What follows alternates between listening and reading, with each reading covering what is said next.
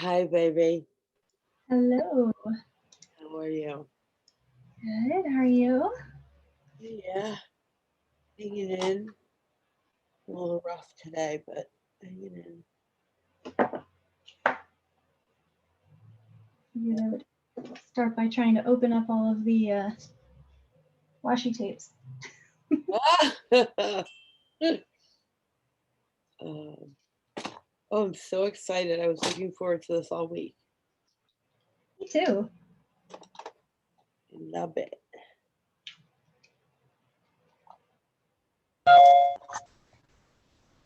Hi, Kelly. Hello. Hi, Kimberly. Hi, sweetheart. How you feeling? You okay? Yeah, a Mar- little rough, honey. A little I'm rough. so sorry. Yeah, Marissa mentioned because I asked about a lesson but no worries. It was about the almanac. But hope you feel better. Thank you, honey. I, Thank I you. yeah, the fractures are worse than broken, I think, right? It hurts. Gosh, Oh, just I'm my glad you're here though. Yeah. Did how long they say it take to heal? 4 to 6 weeks. Oh my gosh, that's a long time. Mm. But they said it'll, progressively get a little bit better. So, um, It's painful. yeah. Yeah, I'm so sorry. Thank you. It sucks. Yep. Yeah, Yep. like you needed that to happen, you know? Right? And Yeah, no, you didn't. Oh. The key there is to not overextend it. Once you start to feel better, don't do something crazy. No go-go dancing for you. really? Bummer. I Can you know. I'm guys hear sorry. me? I did drown my sorrows in stickers on Etsy last night, though. All right, y'all. Seriously, I got the cutest frigging unicorn stickers in the universe. And what it's those chubby unicorns from Procrastiplanner. Ah, yes. Those are Okay. good. Yeah. So I got the little set, but then I got the one where he's got a mask on and he's spraying and it says, I said 6 feet. I love that. So cute. Hey, Marissa, can you hear me? Yes. Oh, good. I don't have my headset in. I was just checking. This is Cindy. I usually plug in a little headset. I didn't think it worked without it. No, I can hear you. I can't see Oh, you, just black, but I can hear you. oh, great. Okay, well, we're doing good then. Yeah. I'm just pulling my stacks together here. I've got um, my Happy Planner box came, so I've got Mm-mm. a lot of new fun stickers to play with. All right.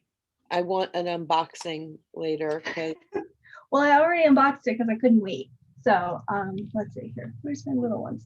I got the little mini sticker pads in the home body and Stronger Together sets. So they're like the little women's empowerment, and then the ones that are like, no, I'm gonna introvert hardcore, which oh I yeah. feel like those both fit really well with me.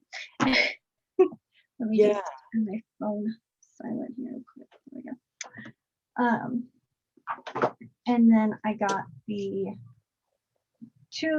journaling ones, the ones that are the doodles and the ones that just say journaling, because they're like the little headers and stuff. So I Oh got, yeah. and they're all like monochromatic and they're easy to write on. So I like those because I can kind of play with color on them without having to worry about it. Yeah. I think I got one of those. I think I got the journaling one. Um, Yeah. for you guys, happyplanner.com is having an end of or a before their new season sale. Happyplanner.com, and they have great stickers. They're my favorite stickers anywhere. The sticker books. Yeah. What's it called, Kimberly? Somethingplanner.com. Happyplanner.com. Okay, thanks. Yeah. supposedly my box is on a FedEx truck today. So Oh. hopefully, I'm telling you, this has been like the most nerve-wracking FedEx delivery ever. Okay. And then Elamon just sent out, they have new spring stuff. But their dashboards are like $8 a piece. That's crazy. hey. Yeah, I've got, I have new Archer and Olives that came in today. Did it come? Yeah. Okay, here, I'll flip down. You can see. All Here's right. my control. Here we go.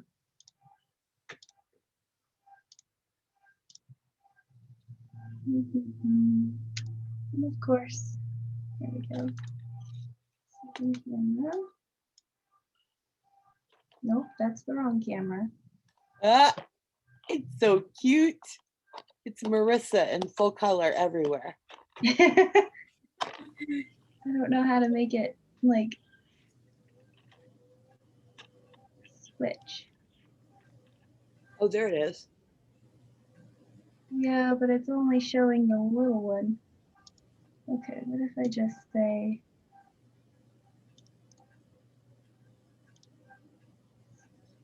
that? Switch camera. I always have severe setup envy. Oh, now I have Archer and Olive envy. Okay, so Archer and Olive, Kelly and Cindy are like some of the, in my opinion, best journals ever. Yes, Like, they are absolutely gorgeous. They have amazing paper. Yeah. Their covers are amazing. Like I've got a few now. But these ones, they were having a pre-Mother's Day sale, so I splurged. I So like I that got- one. Yeah, so these are just the boxes they come in. That's the crazy part. Ooh, So this one, I'm gonna not slice the box open. There we go. How many journals have you guys completed already this year? Because I know you guys were sent you were going to complete, your journals. Like, have you completed a full journal? I've completed two. One A5 and one B5, a little bit bigger. I just completed the B5 and started a new one this past week. Nice. What about you, Marissa? Do you jump in and out of each one for different things, or have you completed a full one? Yes to both. I have specific journals for specific things. It just kind of depends on what it is. So like I have my priestess journal obviously only has like my priestess stuff in it, and then my moon journaling journal only has my moon journaling stuff in it. But then I've also completed my normal morning pages, line, brain dump kind of journal. I finished that this past week, so I'm really excited about it. Okay, so this one's an A5, and this is one of their Zodiac ones. It always comes so beautifully packaged. Yeah, I love the boxes too. Yeah, it looks beautiful. Oh, God, that's stunning. So this one's one of their linen covers, and it's got the 160 GSM paper, 160 dot grid paper. I've already gotten dots on it just from opening the box, but it has the metallic gilded pages on the edges, Oh, and of course the journal, the Gemini constellation. beautiful. And then it has the little ribbon bookmark. Bookmarks to mark where I'm at, and a little pen loop. So I decided that this one is going to be my astrology journal, and I've been working through can't remember what the name of the book is now, but it's by Demetra George, and it's like astrology for yourself or something like that. And so I've been That's working it. through it. Yeah. I want to start doing that in this one. Oh, what a good idea. That's a great workbook. Yeah, and this is beautiful. So, you know, then I'm more inclined to actually want to do it. This one I don't really have a purpose for. I was having journal FOMO. So, I had to so this is an 8x8, like 8 inches by 8 inches, which is not a standard page size for most people, but it's nice. And it's okay, so it's showing up very pale, like pistachio green, but it is much brighter in person. It's like a mint green. It's beautiful. And it has, I can band off. I actually like the size of the paper on that one. Yeah. I have no idea what I'm going to put in it yet, but I like the size. Oh, And yeah. I got the gold arrows on it. Oh, yeah. So when I finished my B5, then I decided to go with my 8x8. Oh, my little bow's crushed. See, so I'm using mine for my daily journaling. So mine is pink with the, but I'll tell you, the pages to do inside are so fun. I mean, they really, really are really fun. So I'm using mine for my daily pages, morning and evening. Yeah. So I love I don't it. know. It'll go on my shelf in the box so that it stays nice and neat for a little while. And then when I figure out what I'm using it for, I'll pull it out. I bought a new journal for my morning brain dump, right? And because I don't have enough journals already in my house. But I thought this was perfect. It says, okay, literally just came in yesterday.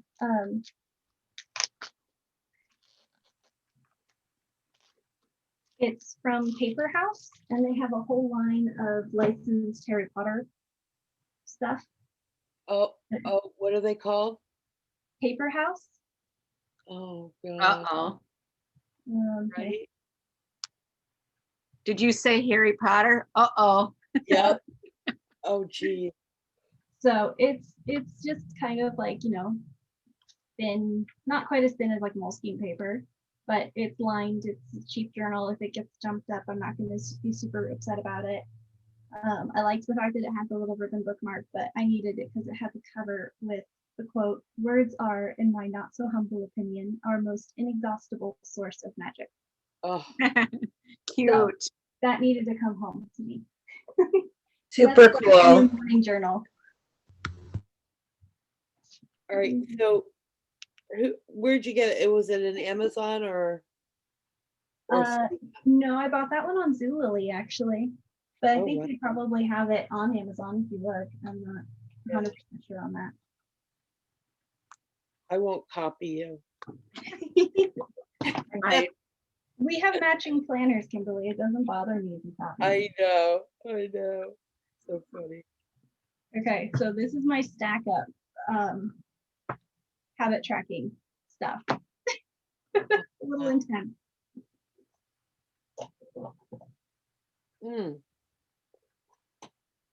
Marissa, I needed the name of that circle thing. You had mentioned it before, and I'm sorry, but This one, yeah, what is that called?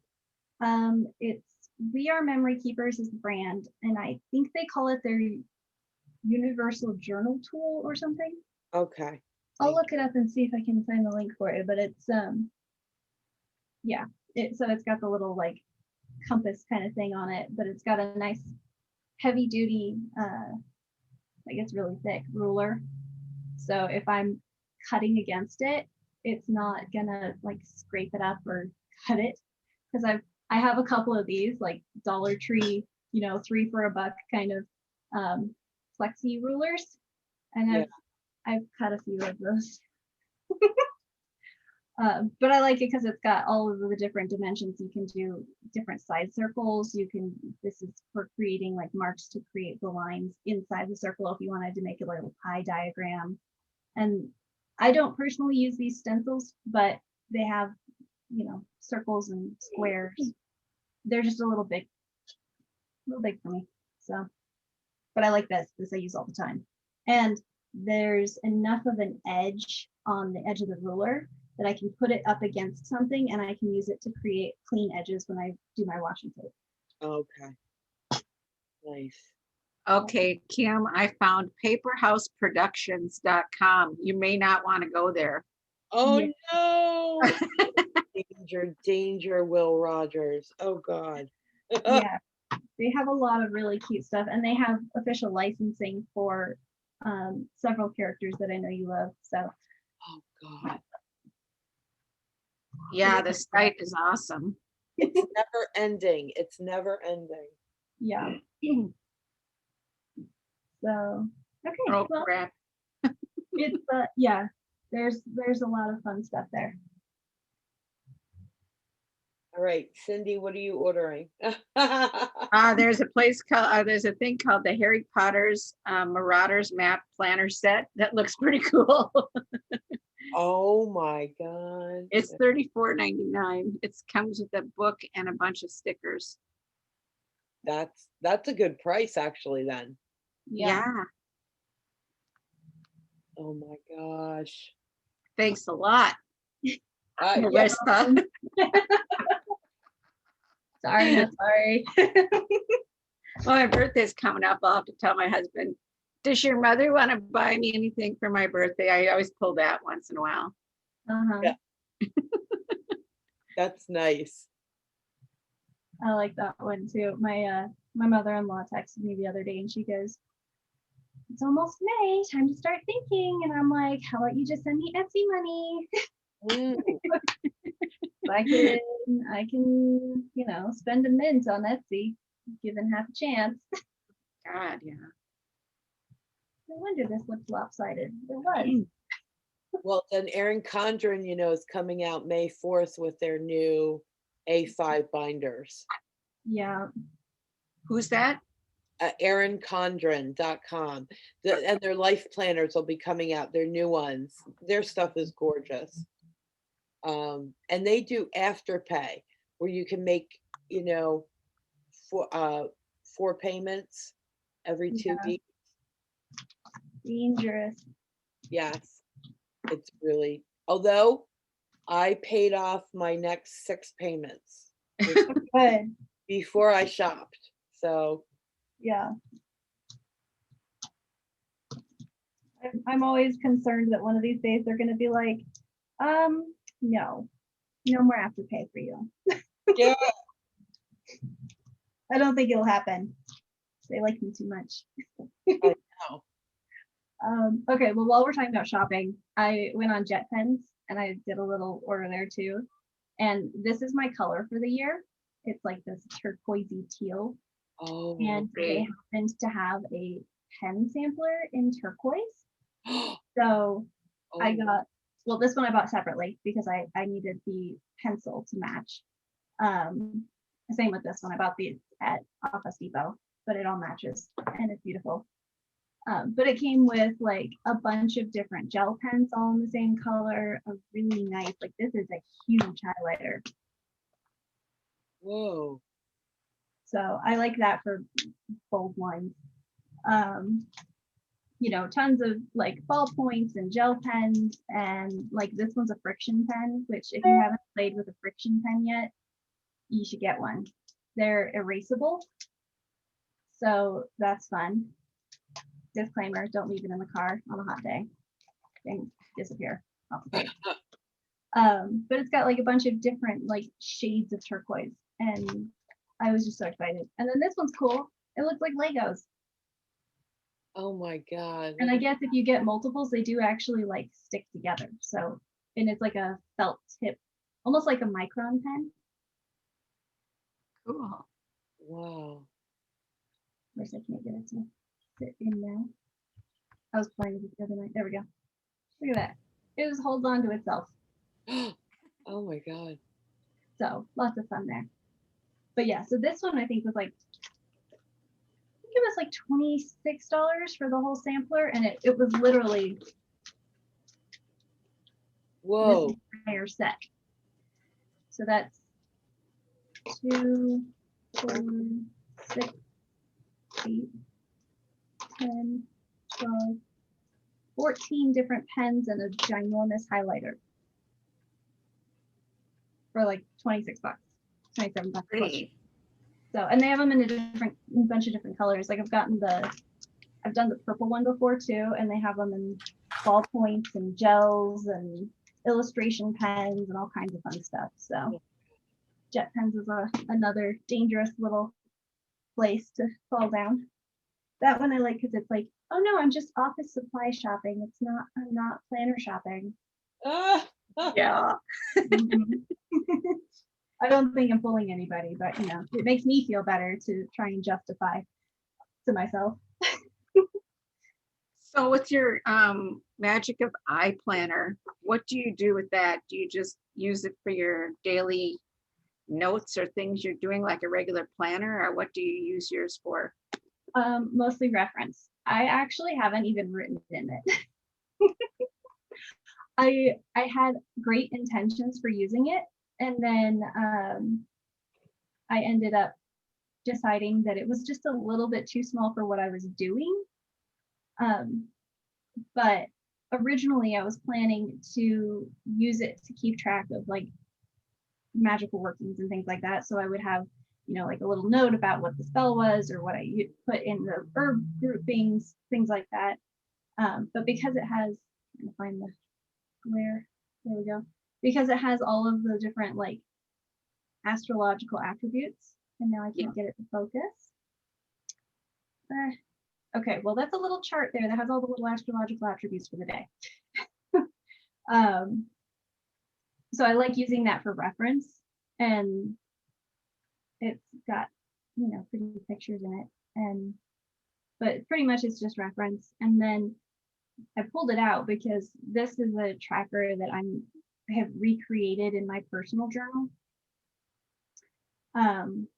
So talking about habit trackers and stuff today, like this one has all of the lunar phases over the course of the month, the sign that the moon is in, and then a little teardrop shape at the bottom, which the idea is that you can mark like your menstrual cycle in the phases of the moon.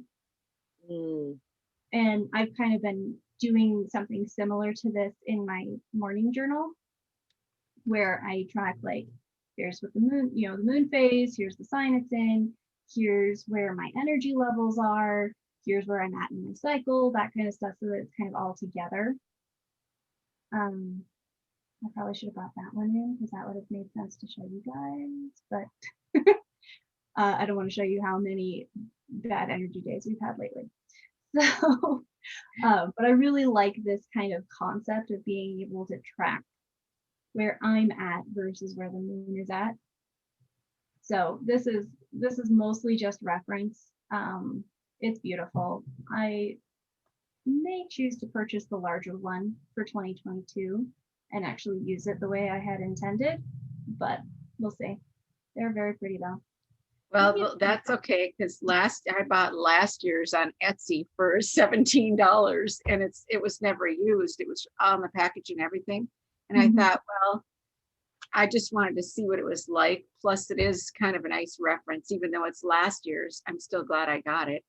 Yeah. oh yeah. And they're pretty. Like they have a really nice textured cover, and they look nice on the shelf. And plus, it's like this one's so tiny, it's cute. It's just like, here's my normal like, priestess planner, that, you know, baby thing. It's adorable. I like small, cute things, but it's a little bit too small for me to actually use the way I was intending. I think if I was making notes in it and then referencing maybe another larger journal, that might work. So I might start doing that. But yeah, no, I usually use it just to check on things and reference stuff when I'm doing my morning pages. Well, I wonder if mine's the larger one then, because this looks like a 5x7. You might have the bigger one then, because mine Oh. is Mine is that's centimeters. Just shy of 4¼ by 5¾ Okay, so Okay. here's mine. See my hand? It looks like it. Oh yeah, yours is the big one. Yeah. I have that one too, Cindy. I like it. I do too. Yeah. So I don't know, more things to think about. Not like I have any scarcity of planners in my house though.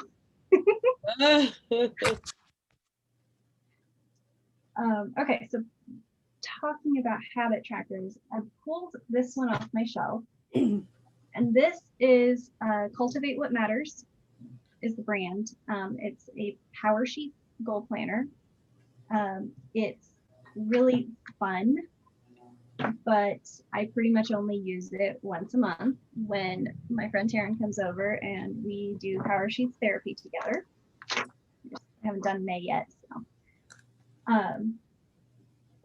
The concept is that you build your daily habits, build into your weekly habits, build into your monthly habits, which then build into your quarterly goals and then your overall yearly goals. And the whole system at the front of the book is broken down to help like step you into those things. So like for May, it asks like, what am I excited about? What am I, what's on my mind right now? Then there's like a regular monthly May calendar. But this is usually where we end up spending our most time, is on the tending list. And these are perforated pages, which I kind of like, but I won't take it out of here because it's a different size than all my other planners. But it has things like your monthly action items, your weekly action items, and then your daily items that build into the bigger, stepping up into each individual thing, or working your way down depending on what the goal is. So for me, most of my daily items are things like, did I read today? Did I write today? Did I put, spend time in my journals? Did I get any cross stitching done? Those kinds of things. Did I drink enough water? So those all are like health and wellness habits that build into the functionality of my weekly action items. So for weekly items, it would be things I'm going to do every week in the month. So like I'm in charge of putting all the laundry away. Well, that goes on there. But if I'm not sleeping and eating right and like taking care of my person, most of the action items in the week don't happen because I'm not feeling good enough to do them. So my little actions build up into my weeklies.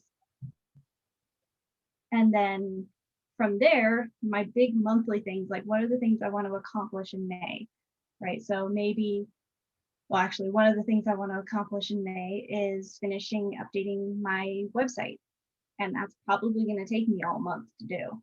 But that means that I can write it on there, work on it. And maybe one of my weekly items is, go through and clean up blog posts or edit images, that kind of stuff. Or even one of my daily items could be just spend 5 minutes working on a single blog post, clean up whatever this is, or organize my tags, that kind of stuff.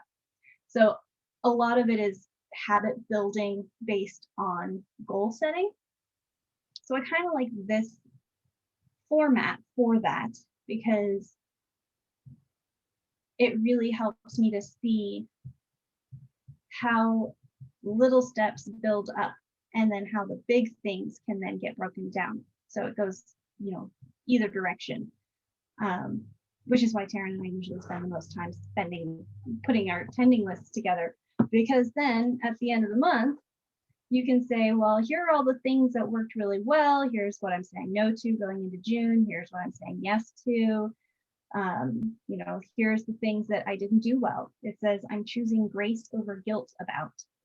Well, maybe I didn't get everything I wanted to get done, but I'm choosing to give myself permission to just celebrate the things that I did accomplish. So stuff like that. And like it says here, little by little, progress adds up. So this is a fun way to kind of use habit tracking in a more functional goal setting kind of way. And I like that. But like I said, this sits on my shelf until the once a month, well, twice a month. I pull it off the day before she comes over. I update it all. And then when she comes over, it's like, oh, look at how much I did. And she knows I do it because she does the exact same thing. Like we'll sit on the phone the night before she comes over to do power sheets and we do this together. Which kind of defeats the purpose a little bit, but it's, it's whatever. The other ways that I use habit trackers are, I use them a lot for tracking my self-care, my mental wellness. I'm trying to find when it's filled in. There we go.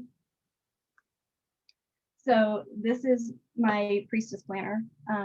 It's a passion planner that I use for keeping track of things like our priestess calls and if I'm doing workings and stuff like that. So like Priestess Sunday always gets a nice big pink block. But this is my habit tracker for my self-care and wellness because I keep that in here as well. So like if I'm good about doing my skincare routine, if I've spent time setting up my altars and keeping them organized, like my mantra practice, this was a really good week. The only thing I didn't do was my evening pages for these 3 days.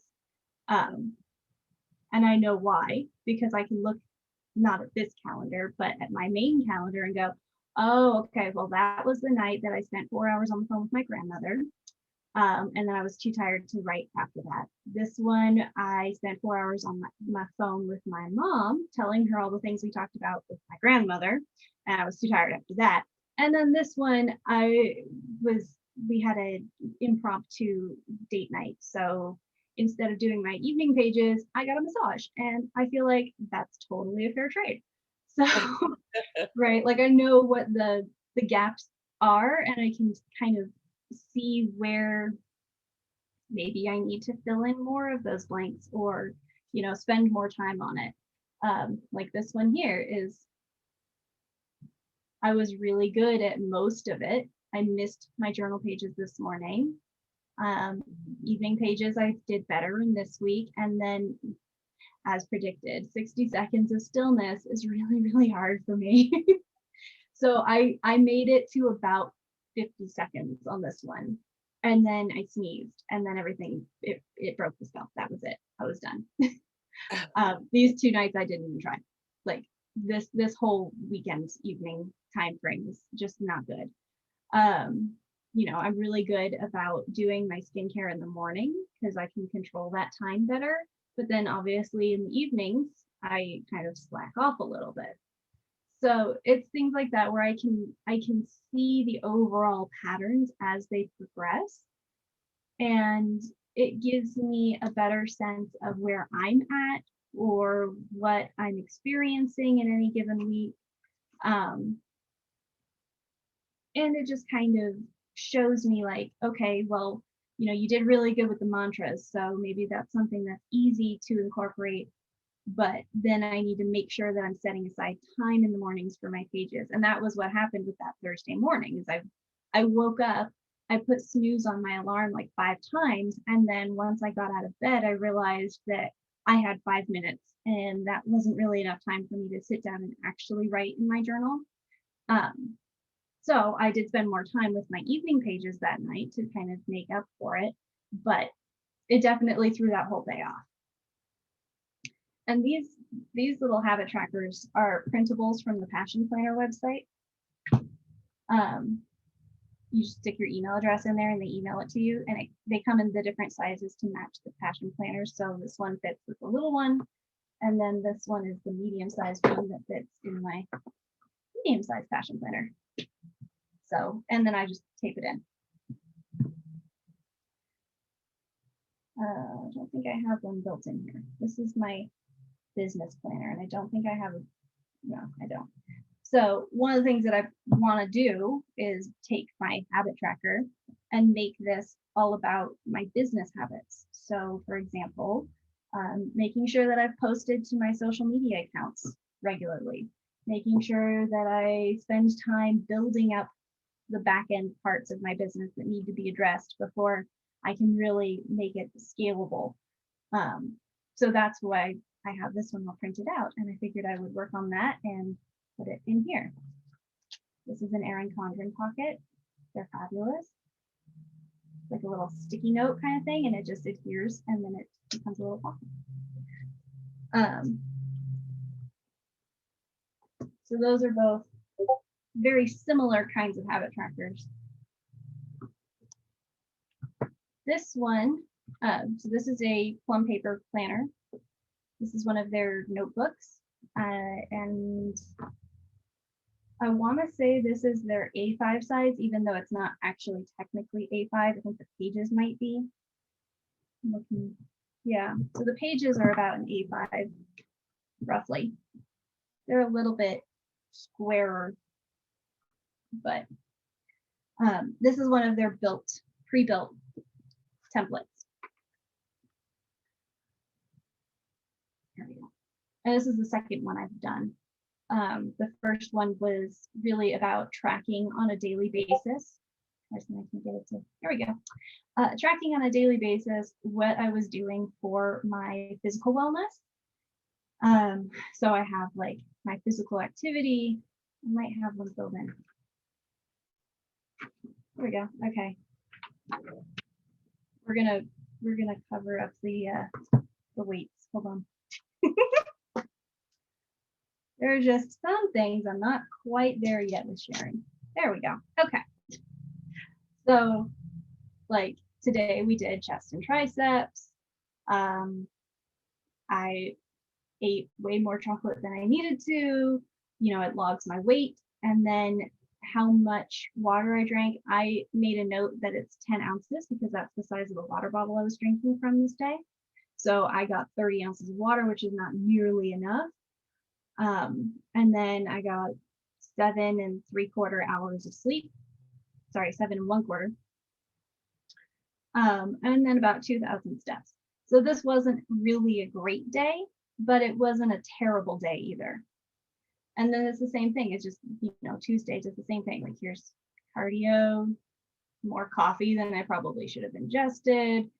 You know, this was in the middle of my caffeine detox period. So really any coffee was more than I needed to be drinking at that point. The other thing that I like about this particular one, so I've got all of these different tabs because they're it's my home wellness check-in kind of planner. This one is all about actual exercise, right? The first section is about wellness and keeping track of things.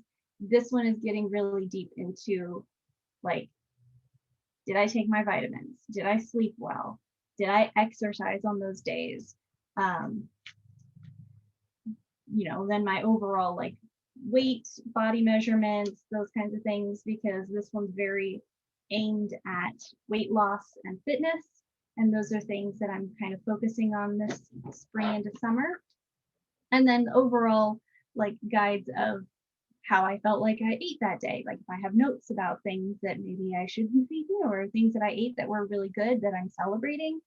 You know, my overall fitness for the day was, you know, very poor, average, good, excellent. Most of them fit somewhere between poor and average because I have a very sedentary lifestyle, I've discovered, which I knew consciously, I knew that, but seeing it written out on the paper made me very aware of the fact that maybe I'm not moving enough, you know, maybe I need to work in more dance time or, you know, just get a new audiobook and put my headphones on and walk on the treadmill for an extra half an hour every night just to kind of get myself moving in that direction. Marissa, where did you get, excuse me, where did you get the wellness journal from? This one is from Plum Paper Planners. How do you say that? Plum planner? Yeah, plum like the fruit, Plum. Yep. And paper planners. And I'll go through and I'll put links to everything when I put the replay up so that I've got like. Okay.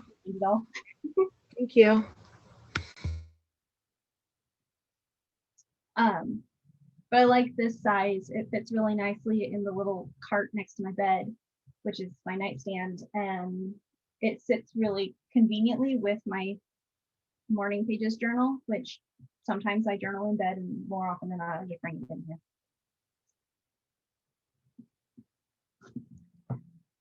I don't think I have my morning journal in here. Maybe it's in the other room. I'm just gonna pull that one, but the other thing I like is, I mean, I had one of these books already and I've used it. That's how much I enjoyed it. This is one of the Happy Planner sticker books. This is the journaling one. So it has things like little, hand-drawn looking elements. So like little banners and little bars and quote boxes and all kinds of fun stuff. So what do you do with the first few pages that you showed? What do you do with those? Like how you just, yeah, like those. Yep. You How can do you use use them those? as like date markers. If you're doing a layout, you could put this in the corner and like write the day, number of the day on it. You could use it as a little pop-out box if you wanted to highlight something in particular. We can do that when I do my layout. I'll show you. So this one's got a lot of like different boxes and stuff in it that just become sort of backgrounds for whatever you choose to write on top of them. Just trying to find the little grid ones. Here they are. So I like these little grids. So sideways. There we go. They've got 1 through 31 written out on it. You can write, whatever habit is you're tracking on it, and then you just fill in the box as you go along. Sometimes I draw these. Sometimes I just get lazy and I want a sticker. So these are really fun. They have the little hydration trackers also, which those fit on the daily columns in a Happy Planner planner. So you can put one at the top of the day and be like, okay, I filled in this many water droplets. That means I need this much more water in my system today. And they also have like the little weekly ones. So if there's a specific metric that I'm tracking, like the number of steps or the number of hours that I've slept, that kind of thing. Or if I just want to mark one thing that I do every week, I could do that.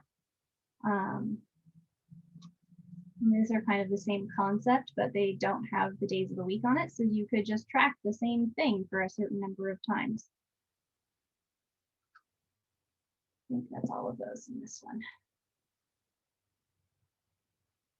Oh yeah, so there's a couple at the back here that are filled in.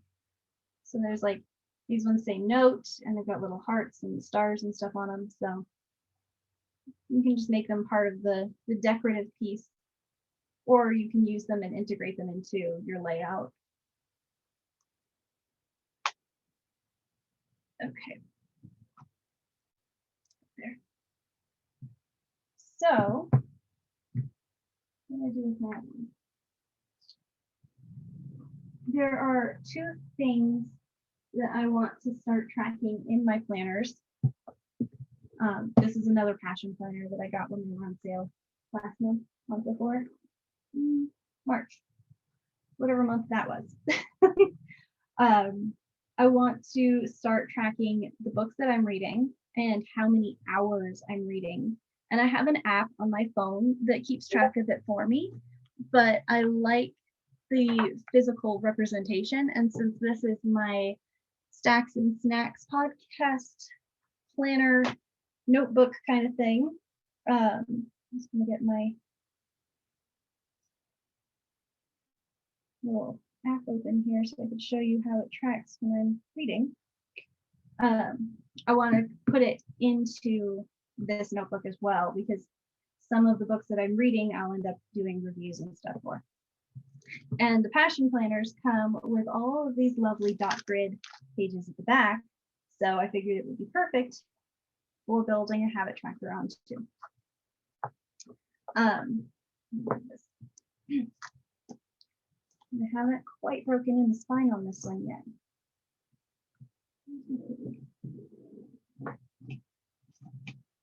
I highly recommend binder clips in all things. If nothing else, they add a little extra weight to the back ends of pages and they hold them nice and flat. The paper in a passion planner is a little bit lighter weight than like my Scribbles That Matter, which is 160 GSM.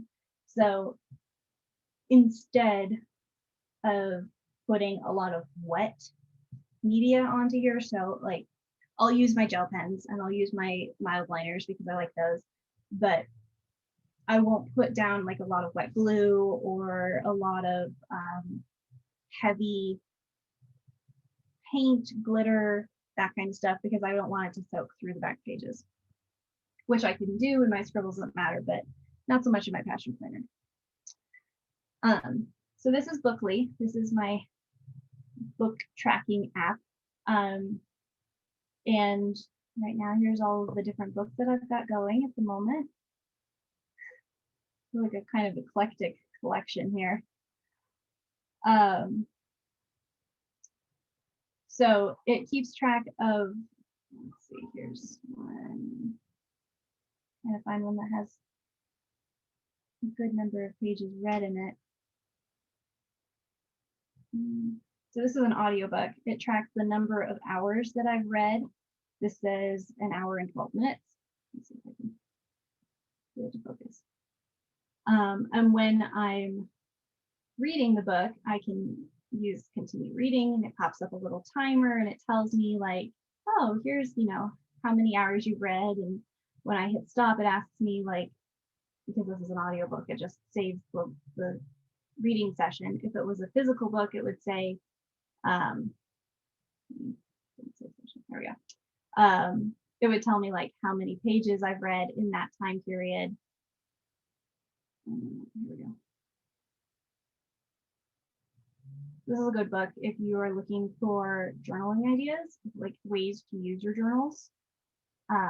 Journal to the Self by Kathleen Adams. And so I've read 86 of 239 pages. And that's taken me an hour and 17 minutes and 1 second. And if I read at the same rate, it says I'll finish the book in 2 hours and 17 minutes. It kind of logs, like obviously I haven't read it since February, but it logs like how long it takes me to read a book. When I finish a book, here's my stats for the year so far. When I finish a book, it gives me an infographic. So this was an audiobook, so it doesn't have a total pages read, but it took me 4 hours and 2 minutes to get through it. And most I'd listened to it in a single day was 132 minutes. So this stuff is the kind of stuff that I want to like pull out of here and track in my planner or my notebook, because I want to be able to see this all in one fell swoop. Like I want to be able to look at it and go, wow, over the course of 2021, I read, 1,000 hours or whatever it is. And this has all of my books completed from the last couple of years because I've been using it to track a lot of them. It has a spot where I can set my goals, like reading for 30 minutes every day, 10 hours in a month. And then my yearly goal is to finish 30 books. And I've only completed 5, but I think I've got like 14 going at once. So that's one of the reasons why I want to track it in paper too, is I can go, well, these books I really enjoyed reading. These ones I want to keep reading, but these ones I'm just going to abandon. Like I read enough of them and I'm good. Which doesn't happen very often. Typically I don't abandon books. I just keep reading them even if I'm not enjoying them because it's a matter of completionism at that point. But there's options. Okay, let me turn my light back on. So for that, what I want to do is create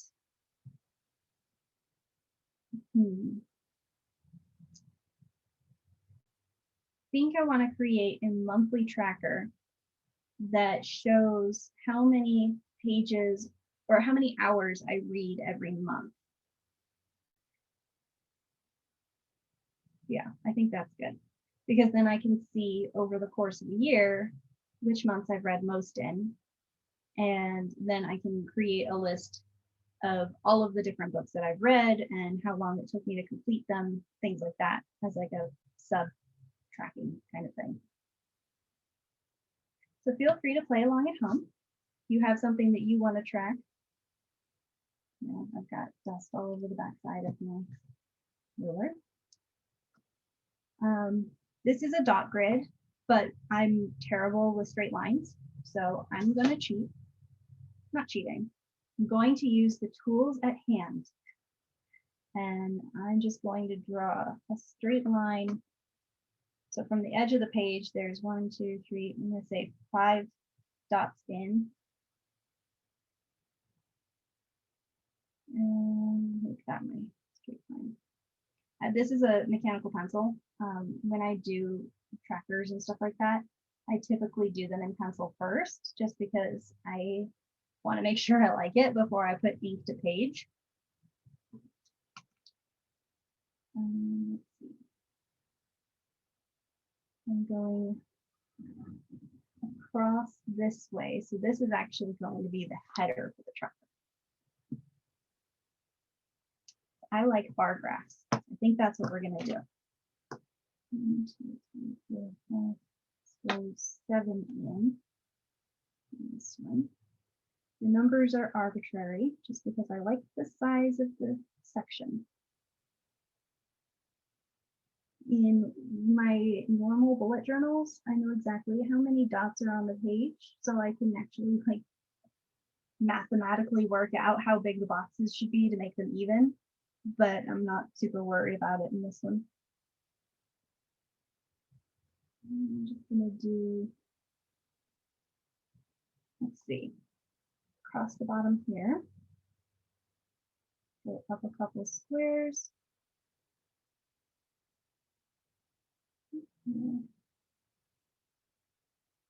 If, like me, you have a finicky ruler, you can also washi tape it down to the page. I've done that a couple times. Marissa, I was just wondering, the Journal for Yourself book, Mhm. where'd you find that? Amazon. Oh, okay. Oh, all right. Who's it by? Kathleen something. Yeah? Okay. Kathleen Adams.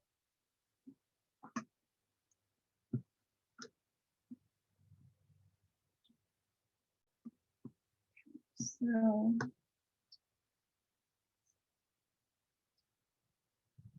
14, 15, 16, 17, 18, 19.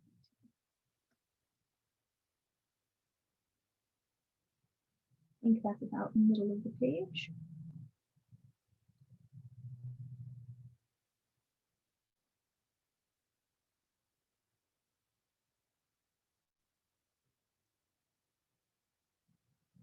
Not quite middle, close enough.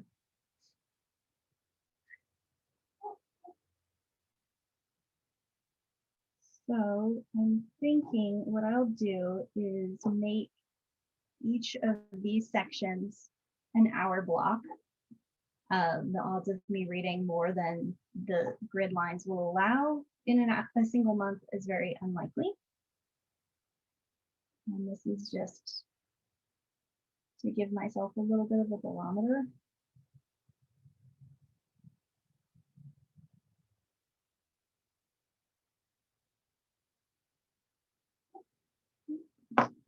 So for January,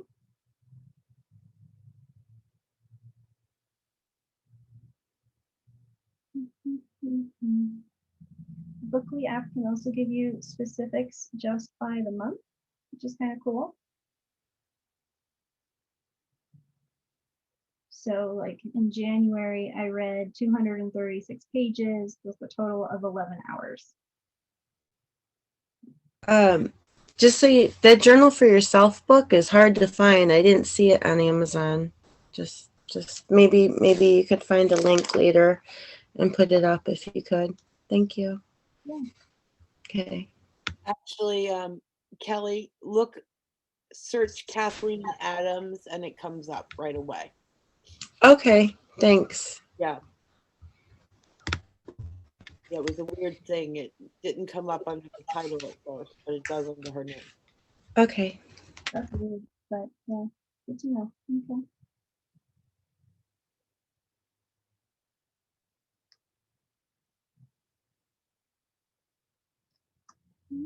That's my January bar, and then this one. I don't think I read as much in February. Oh, okay. Well, sometimes I pleasantly surprise myself. Apparently, I did actually read as much in February as I did in January.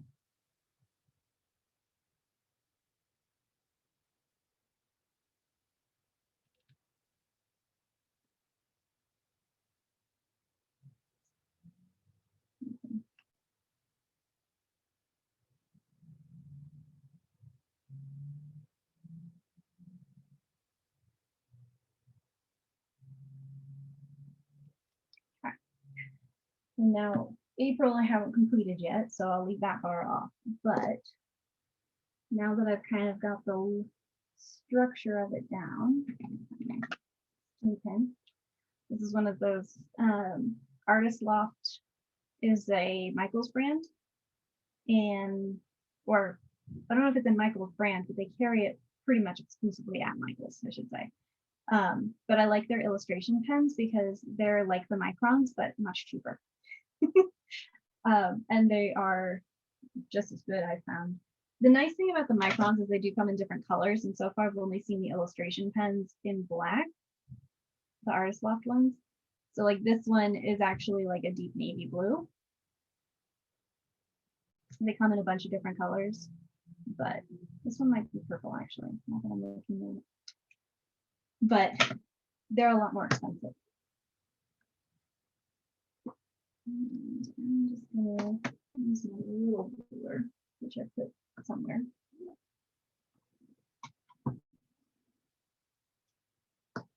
Because I like the fact that this one is sturdy enough that it actually holds down the page behind it, if that makes sense.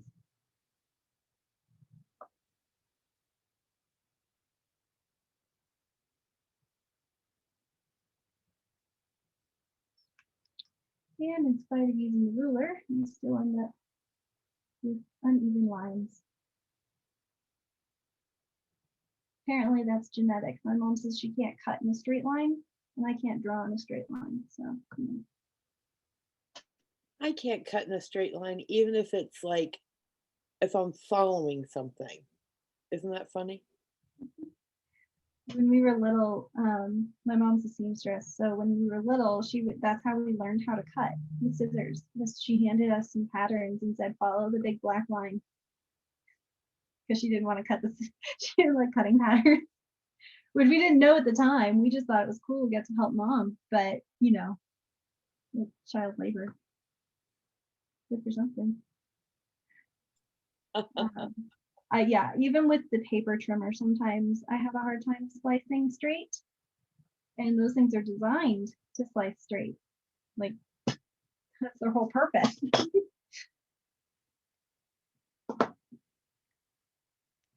Okay, so I'm going to use my mild liners because I want to have a light color on the bar so that I can write the word of the month, like the name of the month on each bar. I think I'm going to go with this pink for January and blue for February.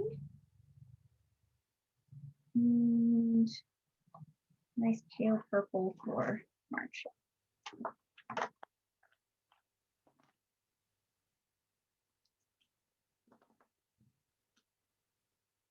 So the mild liners have a chisel tip on one side and a fine tip on the other, that makes them really fun for journaling because you can kind of get creative with different tip sizes and have all your colors match. They're really fabulous pens too. I mean, like, Wow. and they come in beautiful colors. They're actually meant to be highlighters, but I see more people use them for coloring in than highlighting. I've seen people who do the bullet journals using the mild liners like for their color. Mhm. It's really amazing what people do with them. And I was just gonna say for Cindy and Kelly too, and people listening, like, one of the things that I do, well, a little bit obsessively now, is I like to get on Instagram and I search things. So, like, I'll search habit tracker or bullet journal habit tracker, and you can see all different spreads that people have done, like Marissa is doing right now, right? And you'll see different ones that people create. Now, some people are extremely artistic, I mean, they're artists, and you're like going, oh, okay, right, But and YouTube too, fantastic for both. Yeah. Just But don't this is want making the it easy what you're doing, Marissa. Yeah, I Googled on YouTube journaling. I couldn't believe all the videos, And yeah, it's a good resource. There was lots of them, so Yeah, many. yeah. Yeah. the key I found with those is to not let your own inner perfectionist prevent you from trying.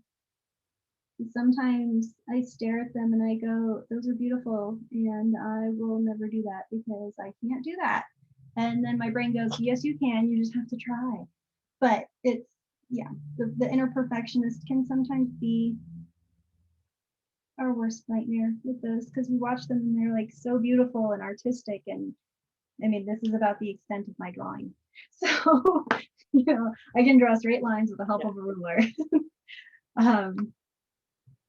Which is why I like things like the stickers, because they feel like they've got that hand-drawn element to them without being super like heavy on the page, and I can still color them in and move them around a little bit and make them fit with whatever it is that I'm writing on the page.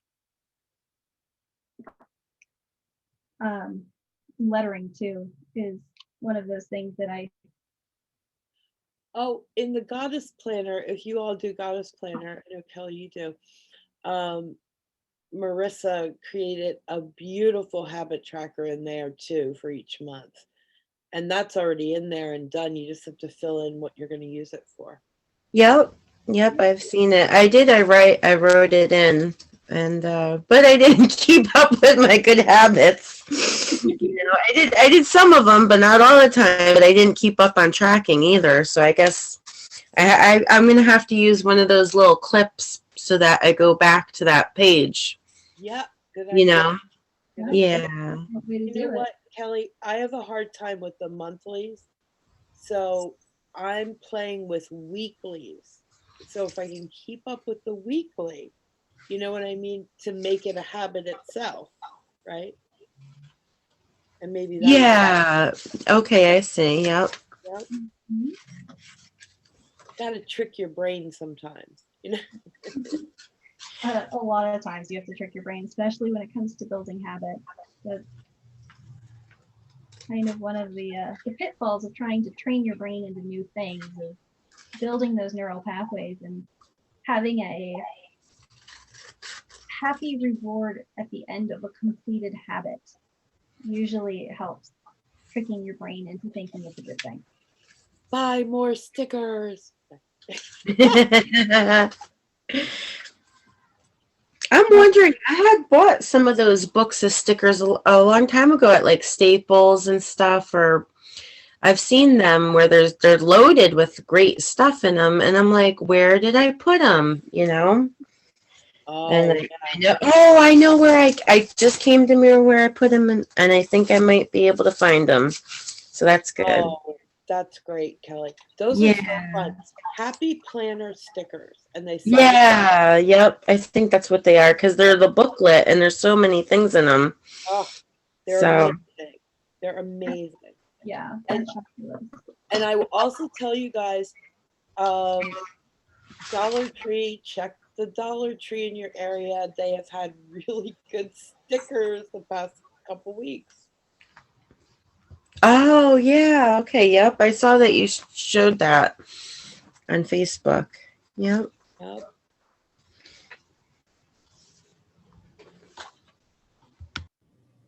Yep, and everywhere, I think nationwide now, they've installed their crafters corners in the Dollar Tree, so they're even more dangerous to go into. You have all kinds of fun stuff. So Alina's building a dollhouse, like a miniature dollhouse, and we went there and we picked up a bunch of like paintbrushes and plates and stuff like that that she could use for the creation of it, but also a bunch of the like the small wooden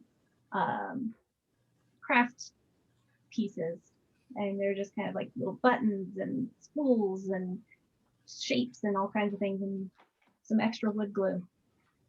And she's just been having a blast with that. They also have paint, which is helpful because paint can be expensive, and when you only need like this much of a whole jar, it's ridiculous. Yeah.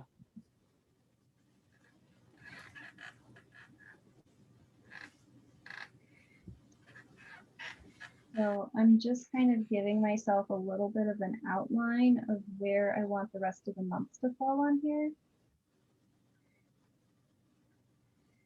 So this line here actually becomes the edge of my like graph, which means that I have all of this room to decorate. So my washi tape actually comes out a little bit further than I wanted it to, but honestly, probably not that big of a deal.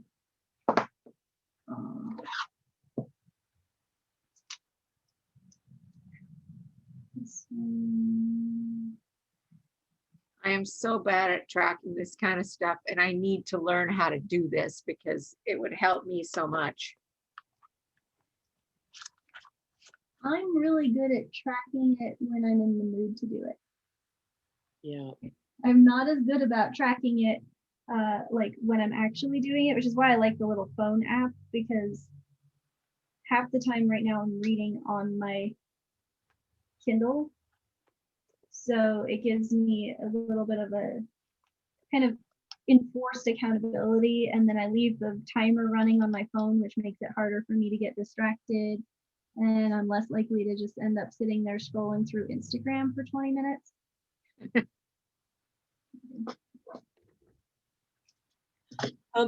Cindy, is there a journal you use every day? Like, what is something you use every single day?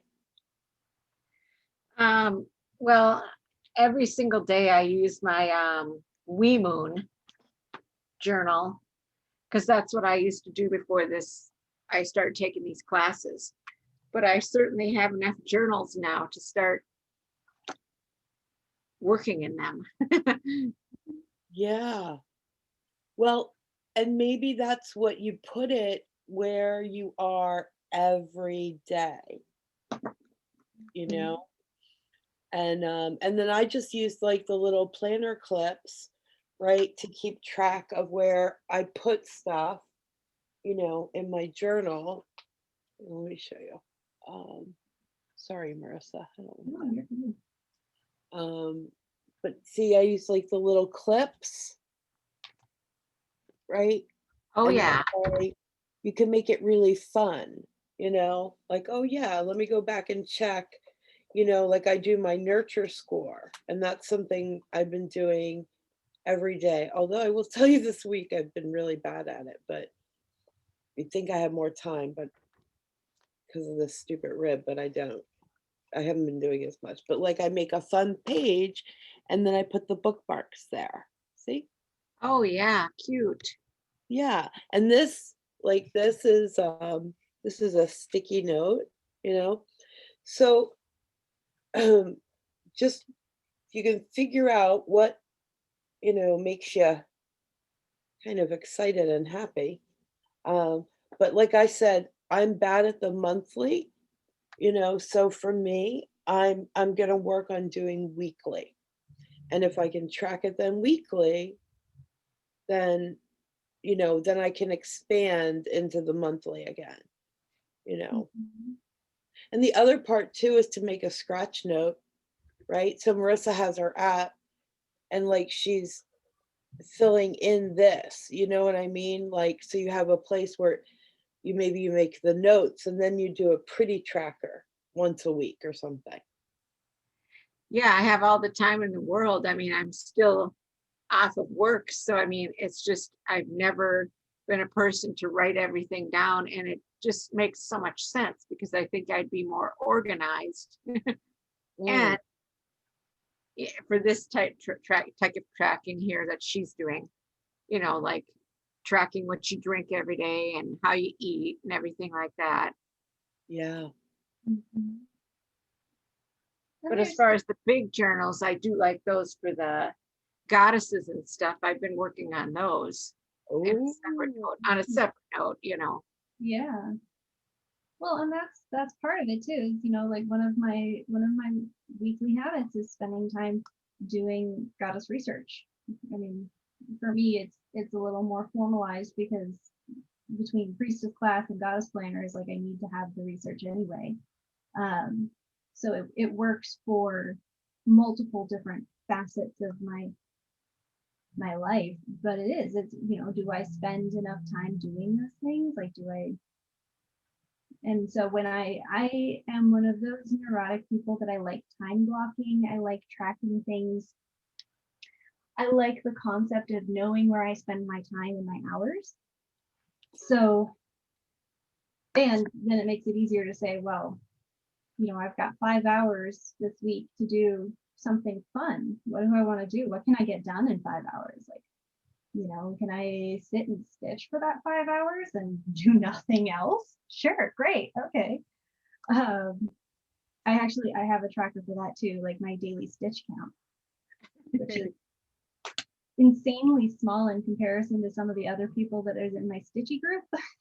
Like one woman, she's like, I only got 3,000 stitches today, and it's been a really rough day for stitching. And I'm like, girl, I don't even do 3,000 stitches in a month. Like, my God.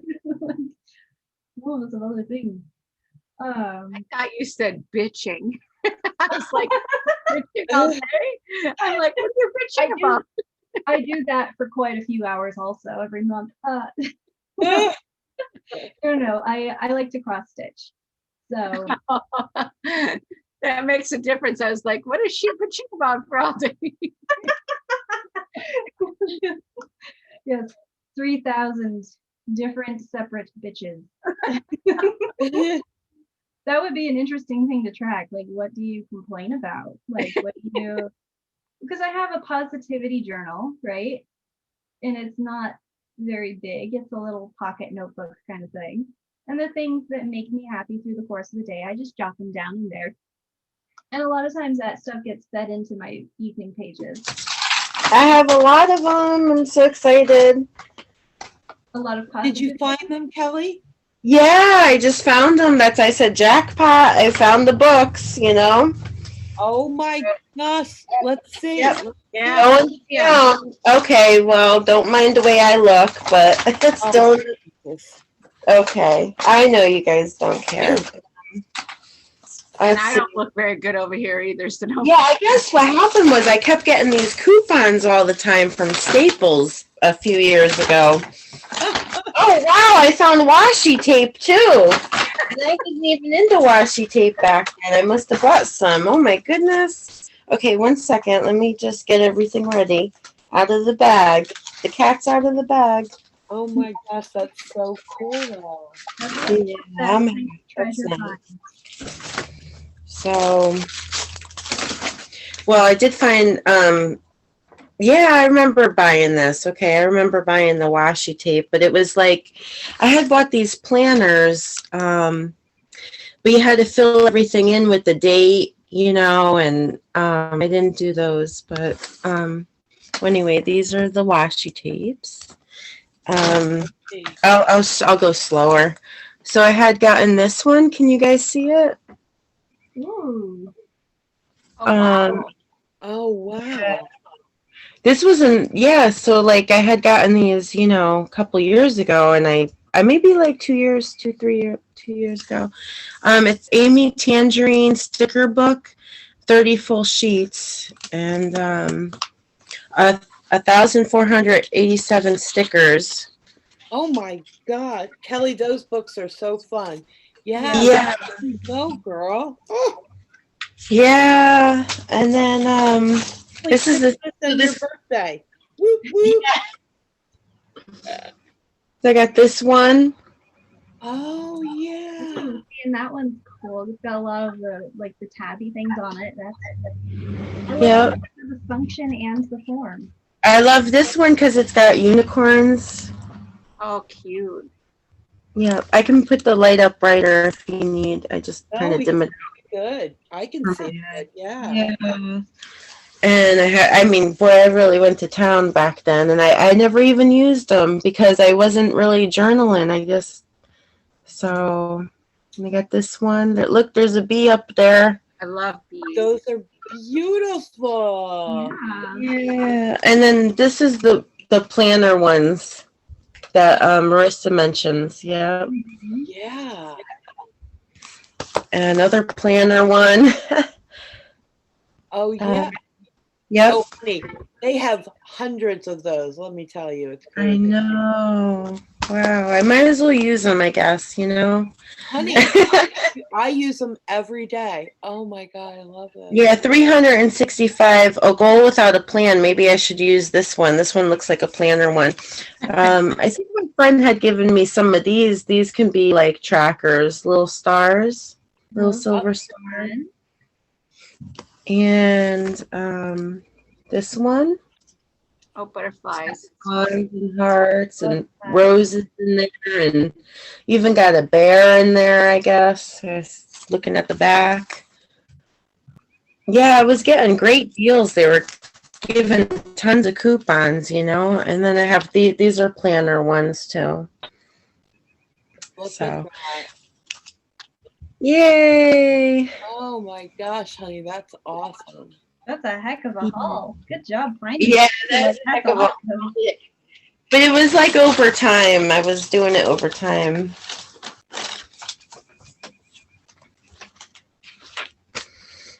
No, that's how it builds, right? Like you Yeah. go and buy them ones and twosies here and there, and then all of a sudden you turn around and you look and you realize you've got 7,000 stickers and you don't know what happened, and all you know is that you've got like Michael's clearance tag stuck to your face and you're in a haze.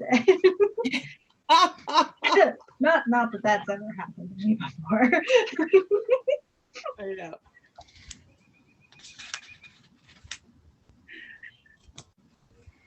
Well, when I ordered the new academic, planner from Michael's, to use for because I needed the 2022 calendar, and that was what, $40 or something, and then it was like, oh, free shipping over $100. So the rest of my order is all stickers. Yeah. Yep. Ridiculous, crazy, but I love them. I use them every single day.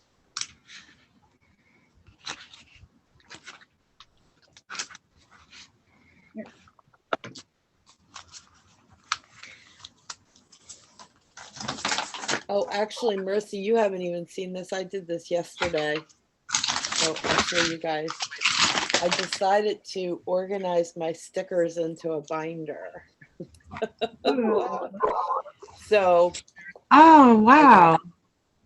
I Yeah. have them like, in a binder, top loaded pages.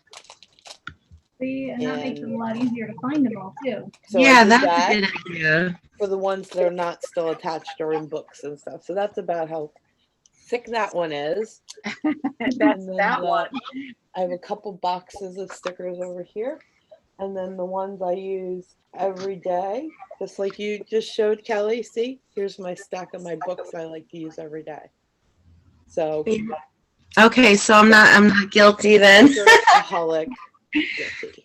Oh yeah, no, there's This looks really good, Marissa. I like these little things too. It's an eraser Uh-oh, stick. did we lose your audio? Maybe Oh, I can hear you now. now. No audio. I can hear you. Okay. Kimberly, can you hear me now? I see your mouse moving. Did you mute something, Kim?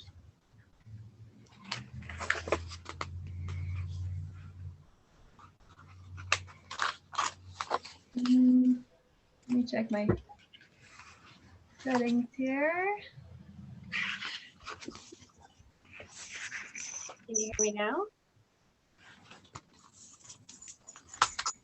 No. Oh, and do we? Oh no, there's Cindy. Okay. I can hear everybody. I don't hear Cindy though. I can you hear me now? Yeah, I can hear you. Can you guys hear? Did did Kimberly honey. mute herself? No. Let me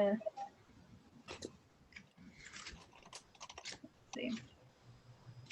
Maybe she hit something on her computer. Yeah.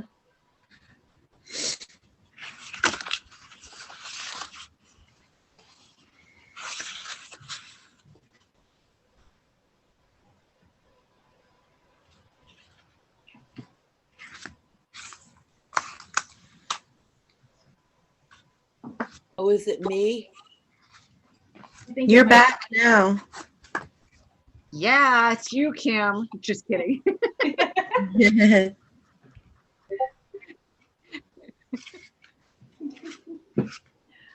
Okay. Let's see. Need more color.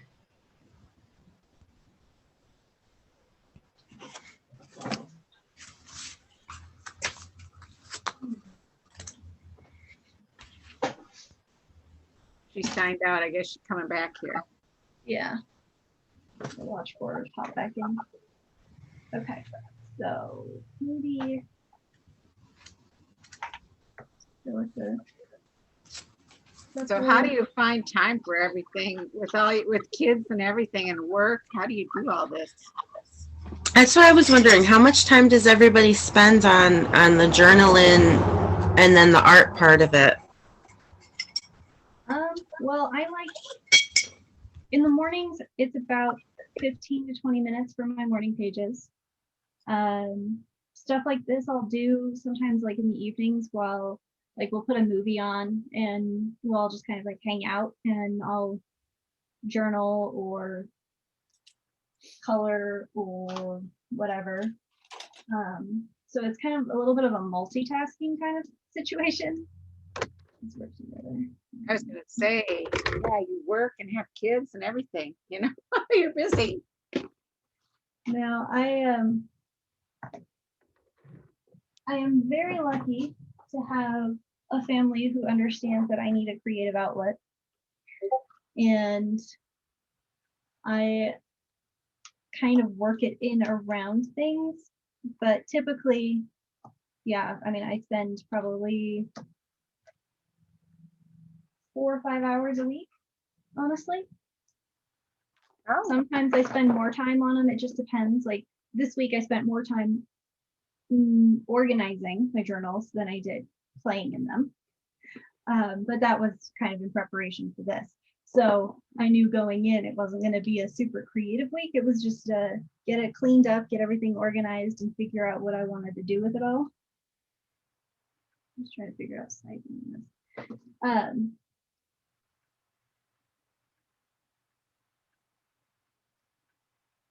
But typically between 4 and 6 hours a week just to kind of play and hang out in my journals. And I use it kind of as a therapeutic thing also. So for me, some of the journaling isn't always fun, right? Like this is fun journaling. Sometimes it's the deep shadow work that needs to happen because otherwise I'm a nutcase. And those aren't always fun experiences, but they need to happen anyway. So sometimes I sit there on, I have a remote therapist, and sometimes she'll sit there and she'll give me prompts, and it's a matter of just working through them while we're on the phone together. So those weeks are usually a little more writing intensive. what's your website about? You're starting a website? It's kind of a combination of like my personal blog plus journaling stuff and building out a little bit more of my goddess-based business. So like the planners and the almanacs and the workbooks and the stuff that we've been working on. There's a whole empire being built behind the scenes. So some of it is that too. But for the most part, my website right now is just a placeholder because I had a blog and it was not regularly updated, in my opinion. But I'm trying not to hold that against past Marissa. No, definitely not. So what are your markers on the side and on the bottom of that chart? Are they minute markers or on the up the side there? Which one? These ones here? Under the R and meeting going down? What Oh, I yeah, those are the number of hours. So, hours. yeah, so I've got 1 through 11 here because that's all I've gotten is 11 hours in a month. Okay. So January, February had 11 hours each, and then March had 5 hours. Okay. Are you going to share that with us, Marissa, when your website is ready? Of course. Okay, great.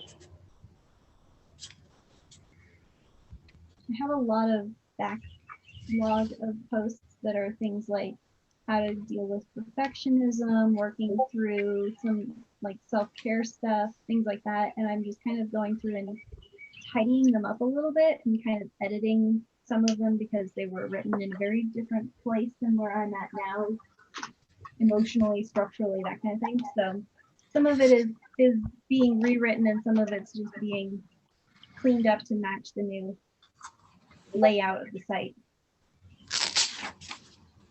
So it's been fun. It's just kind of those things like you go back and read old journals. It kind of feels like that. You know, there's a little bit of a, oh, did I write that on the internet? Ooh.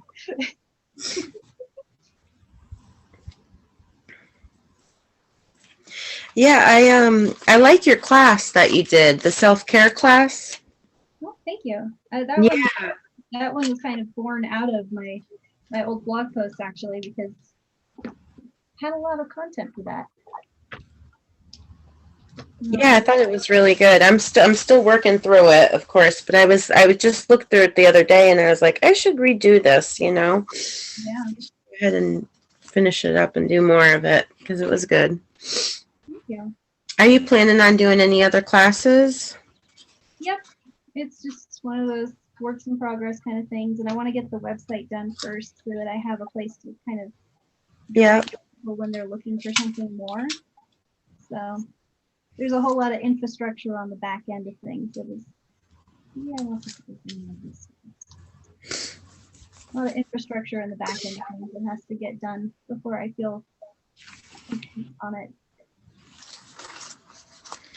This is where my neurosis comes in.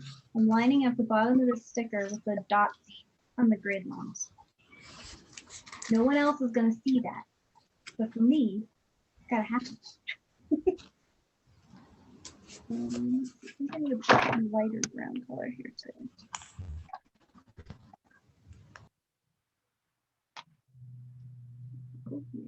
I should plan in my planner to do planning to do the crafts for the, you know, to spend time with the journal in. I think I'm gonna have to plan when I'm gonna spend time, you know?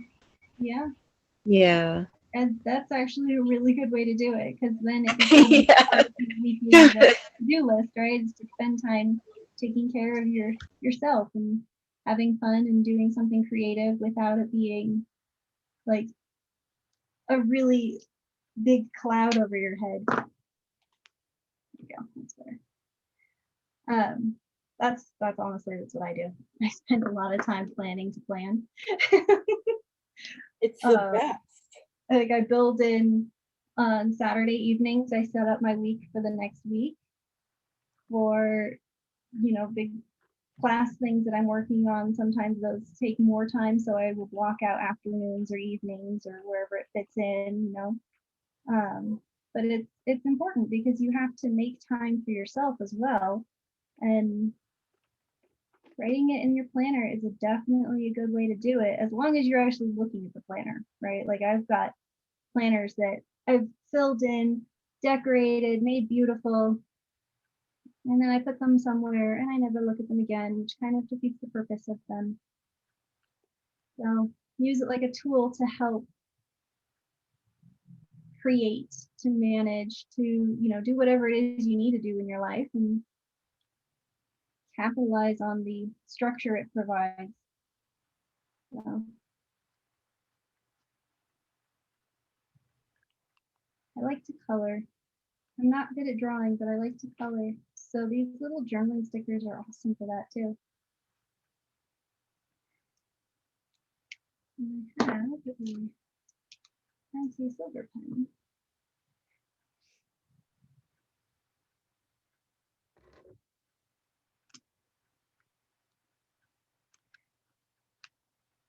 I find myself doing things like this even at the office. I will be taking notes or something and I'll just be doodling in the corners of the margins, and or we've been brainstorming some new marketing projects. We recently hired a business development person at the office, and so she and I have been sitting together and kind of working through some of the ways that we want to build out the marketing for the company. And that has actually been getting a lot of creative juices flowing in ways that I didn't expect to happen during my workday. A long time since I had an outlet like that, so it's been fun. And so one of the things that we did was we built a tracker, basically, and we did it in Google Slides, so it's all digital. But we created a basically a little habit tracker for the agents so that they could see, like, build out where you spend your time in the day, which ones of these are income generating, which ones are not, that kind of thing. And we kind of gave it all to them and they were like, I don't want to do this. This sounds like a lot of deep work. And I'm like, yep, that's why you're doing it. You need to know. It's helpful. If you track what you're doing, then you know where you can fit in more information, or you can see what you're doing too much of that maybe isn't benefiting you on the whole. So like for me, I look at this and I go, well, why did I only read 5 hours in March, like in the total month? What else was going on in March that, you know, caused me to not have as much time to read? So then it becomes a little bit of a fact finding journey, and I can go back through like my daily reading list and my not reading list, my daily journal pages, and figure out where the disconnect was, what happened that prevented me from reading that much, or was it that I just wasn't overly interested in reading as much? You know, sometimes it's just a mood, sometimes it's an actual thing. So I like to track for those reasons too, because it gives me the ability to see where I'm spending my time, how I'm spending my time, but it's also a good point of self-reflection, because I can look at it and go, oh, well, March was a busy month at work. We onboarded 2 new people, you know, that took up a lot of brain power that I didn't really expect to spend. It was also the month of Alina's birthday and Colin's birthday and like 7 other birthdays in my family. So we spent a lot of time on Zoom with people in the evenings for their birthdays. And, you know, there's 1,000 different reasons why maybe I didn't read as much in March. But it gives me a good barometer to say, well, if that's important to me, then maybe I need to find ways to fit it in other places. One of my girlfriends at work actually spends her entire lunch break reading. Like, she just throws her Kindle in her purse and she brings it to the office, and she goes into another room and she closes the door and she has lunch and she reads while she eats.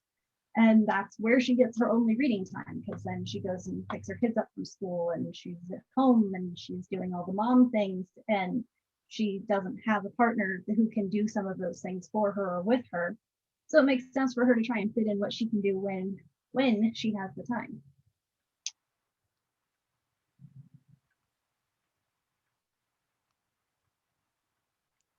I used to do that every lunch. I'd sit outside. Well, I lived in South Florida too, so I could sit outside and read on my lunch. Mhm. Mhm. I used to journal though too sometimes. I love it. It's an excellent way to leverage time that would normally not be focused on something like that.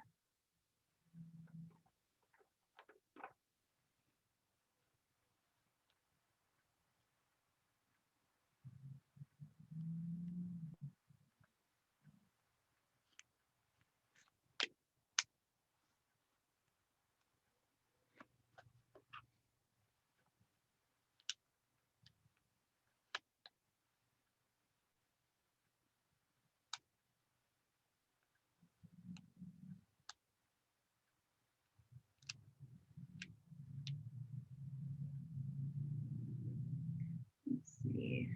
Let's do this one.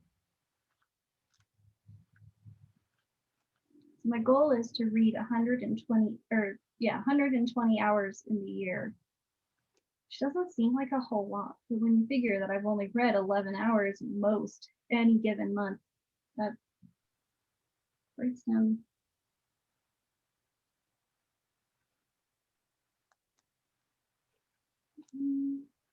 And then I have reading goals to complete 30 books.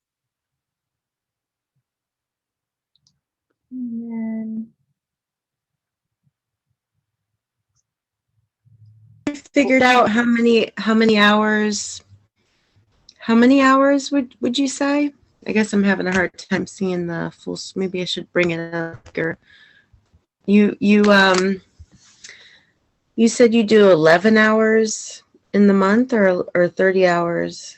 Oh, 30 books to complete. Okay. Yeah. So my goal is to read a minimum of 10 hours every month and to complete 30 books over the course of the year. So it's 120 hours total and 30 books completed.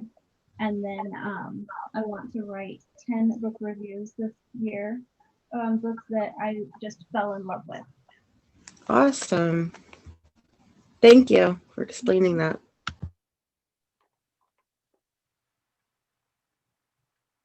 And sometimes I think I'm going to write one on a book that I think I'm going to fall in love with. And then I get done with it and I'm like, yeah, it was okay. And then there are ones that surprise me. Like, so I'm reading Mexican Gothic right now with my friend Taryn. We're kind of doing like a 2-person book club. And I started reading it because she says, you need to read this book. And I trust her choices in literature. What she has books.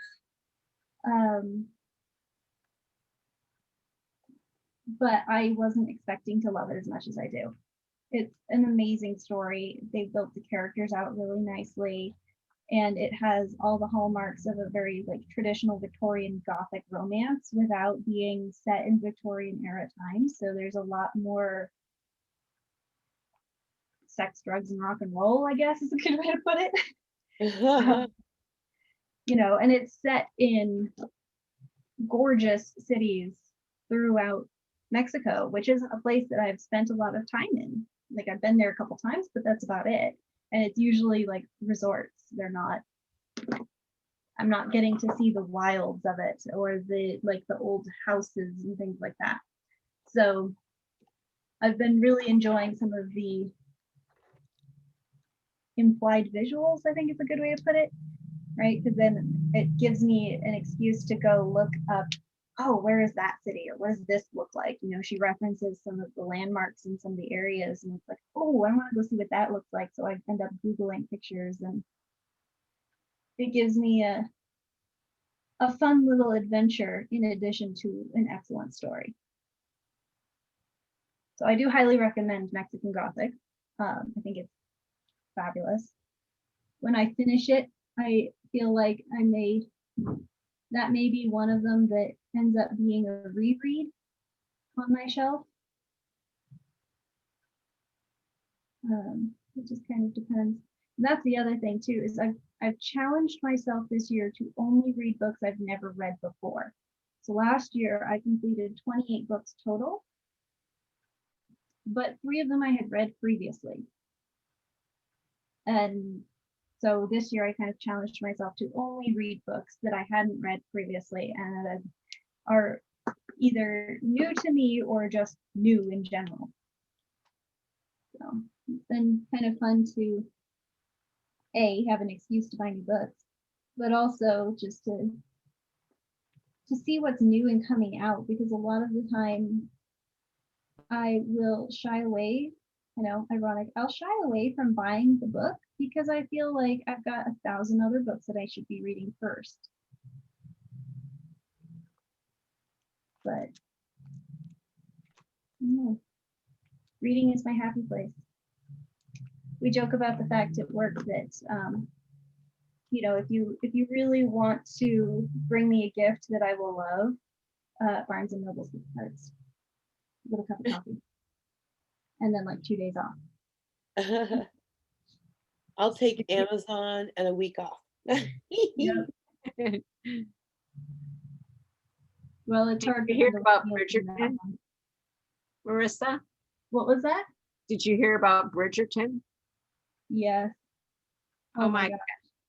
I mean, that guy, that main guy, they didn't think he'd be as big of a hit. Well, now they made themselves a mess, didn't they? Yes. Oh, and it's really funny because I didn't even realize I actually had one of those Bridgerton novels that the series is based off of on my Kindle. I bought it a couple years ago because it was like, oh, well, here you go. This is, recommended for you. You like period romance novels. Here's a fun one. It had good reviews, and I was like, all right, well, I'll give that a shot. So I bought it and it was just on my Kindle. And then I watched the series and I was like, ooh, maybe I should go read the books. And I went to my Amazon library and it was like, you already own this one. Do you want to download it? And I'm like, yes, I want to download it. Of course I do. Silly Amazon, just do it for me. Oh, that's so funny. Yeah. Haven't started reading it yet, but it's gonna be good, I think. I'm hoping it's not one of those things where I regret watching the show after I've read it. Like, typically, I am one of those people that think that the book was better, and like, don't even get me started on Harry Potter. But I like watching them first and then reading the book because I feel like I get less disappointed. I'm not looking for pieces of the story that maybe don't exist in the film production version. So I'm hoping that by the time I finish reading the book series, the second season should be out on Netflix. And I'm one of those weirdos that has to read the whole series before the next book comes out, or watch the whole previous seasons before the next one comes out. The only thing I don't do that with is Doctor Who, because that'd be a lot of rewatch. But things like, when The Chilling Adventures of Sabrina was a good one. When the first season came out, we binge watched that in an entire afternoon, like weekend time frame. And the next season came out a little while later, and I had to go back and rewatch the first season before I could watch the second season. And now we're up to 5 seasons, and I just finished rewatching seasons 1 through 3. So now I'm watching season 4 again before I start watching season 5. And yeah, it's a little neurotic. Every time a new Marvel movie comes out, Colin did the same thing. So I guess I'm not the only weird one in my house, but well, I don't know. I heard the Duke from Bridgerton is being tapped to be the new James Bond. He's a cutie. Totally be okay with that. Yep. I might actually watch the movies now. Yeah, I guess they're bummed because I don't think that he turned down coming back for the season 2 Bridgerton because they didn't think that he would be in all the seasons, I guess, or all the shows, I guess. So they didn't put him as being one of the main characters. Well, he was the one everybody liked. How could they not look at that man and know he was not going to be a hit? I mean, come on. I had Right. no idea. That's what I was thinking. bad mistake there. Yeah, no, he is a very good looking dude. He is. He actually kind of defines the word smoldering, you know? Yeah, For sure. that is an excellent way to put it.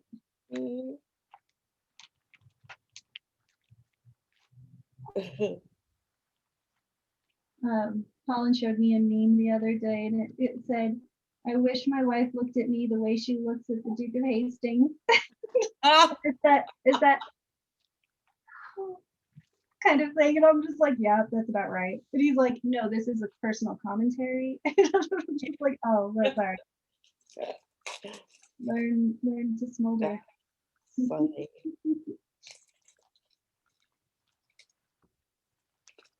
I like to think that the best boyfriends are fictional. I had a very long-lasting relationship with oh my gosh, now I can't even think of what his name is. Captain Wentworth from Persuasion, Jane Austen novel.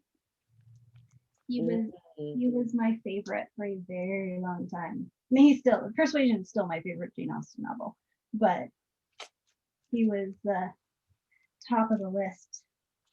My mom is all about Mr. Darcy, and I'm like, yeah, okay, Mr. Darcy's fine and well and good, and I guess he has a lot of money, but whatever. Like, no, give me the Captain Wentworth. That man can smolder too. Mhm. Mhm. Mr. Darcy is pretty hot though. Yeah, I don't agree know. with I wanted to Mom. punch him in the face.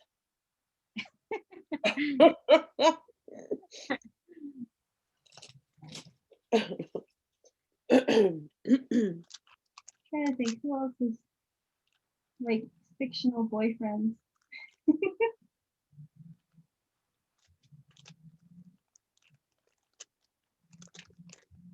I mean, I had crushes on people in middle school and high school, and the phrase I liked the most was, "Oh, we're together. They just don't know it yet." Okay, so many, many moons ago, um, my best friend Ellen and I, we used to, on the weekends, we would, go do whatever we were doing. And then we would go to Denny's late at night, right? And hang out and drink lots of coffee. And anyway, there was this woman there one night. And do you remember the band The Monkees? Yes. Okay. And the guy, what was his name? Mickey? Yes. Yeah.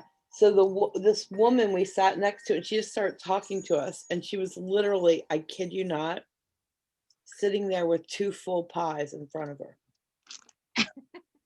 Oh my Not a gosh. piece, 2 full pies, and explaining to us how she was his wife. Oh my God. Oh, I know. And we were like, wow, that must be really challenging. I mean, oh my God. I don't think I'd ever seen such a delusion outside of a psych unit. It was pretty intense. And that's unhealthy. no, it wasn't. It was a little weird. I thought, but of all people in the universe, Nikki from the Monkees, Yeah, that's funny. Davy Jones was the That is so funny. I'm cracking up. It's like, okay. Poor thing. I was a John Bon Jovi fan myself. Back in the day. Oh my God. Apparently, this up and coming generation is all about BTS, I think is the band's name. I don't I remember when it was all it. Backstreet Boys and NSYNC and like all of that. And apparently this up and coming generation is all about the K-pop boy bands. Oh, Yeah. K-pop. Okay, yeah. It's been interesting. I don't know. I always appreciated the appeal of the boy bands, but I kind of was looking for somebody a little more mature even then. So I guess that makes sense for Captain Wentworth because it would have been the same time period. But yeah, I don't I don't know. Yeah, Barnes and Noble has a lot of stuff with K-pop when you walk in. Really? Yeah, like they have a whole table of their stuff. Is that that's the boys from Korea? Is that? Yeah. Yeah, that's the ones. So like I like K-pop and J-pop and like that kind of bubblegum upbeat like techno synth, dear Lord, how much sugar did you put in your coffee this morning kind of music when I'm doing cleaning and stuff because it got that energy.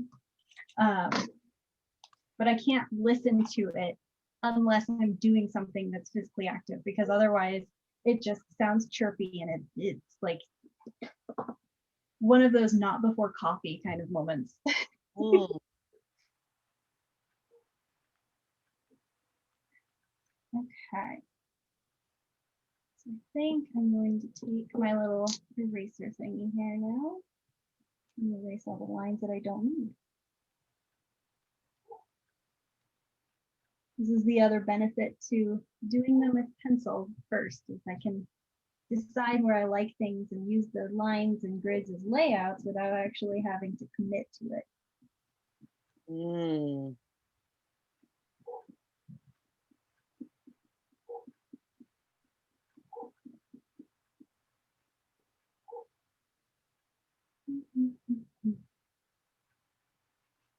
This is looking good, Marissa.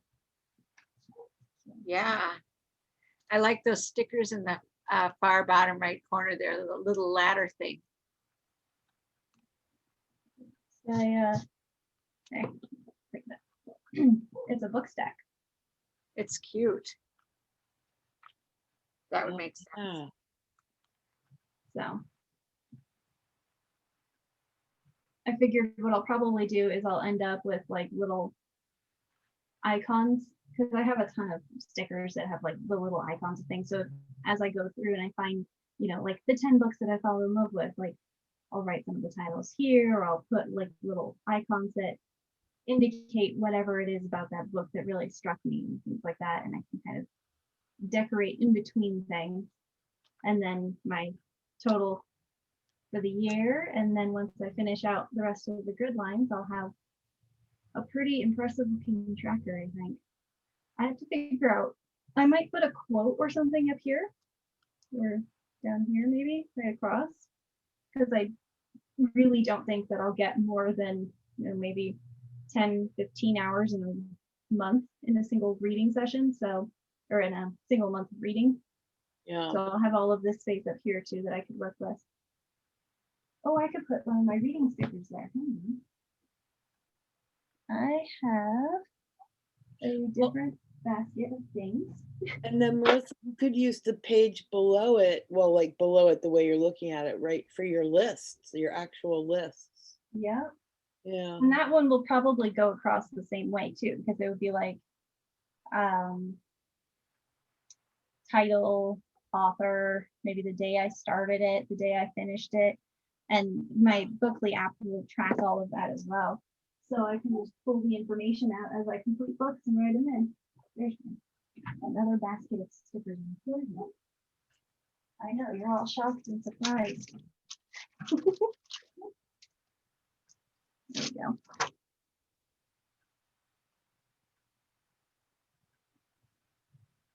Oh, I love it. Maybe not that one. A little too close to the. Oh, stitch that's box. an Anthem sticker, isn't it? Yes, it is. This one's That's from who I Anthem. was on last night. Oh, God. I know it's dangerous. Anthem. So So I have these ones. I have a couple others that are like reading quotes and things like that. So maybe I'll pull a couple little, like little tiny ones and just kind of dot them in there. But those are all in books that I need to organize anyway. I love that. I'll figure that out. I don't know where I'm gonna put that. Maybe that one goes down on the page of all the books that I've bought this year. Ooh, there we go. That's what I'll do. Mm, That's the reading log, right? Hours. Books that I read that I completed to go with that. And then where did it, there's I can make this one the new books I purchased in 2021 list. And then I can start in January and just write them all in.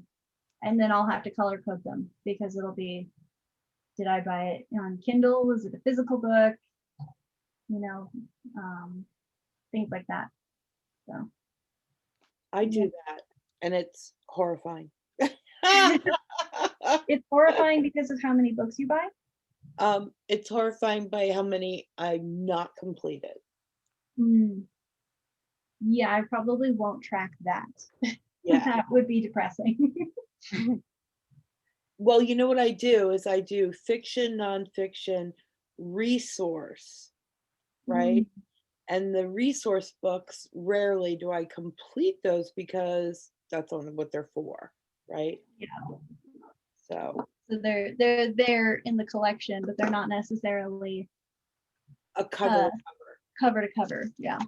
yeah.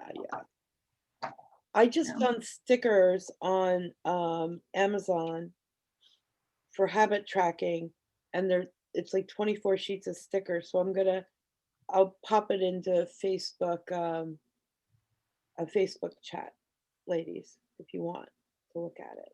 Yes. Yeah, that'd be good.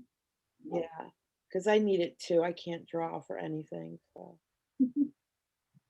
like the worst. Let's see, I have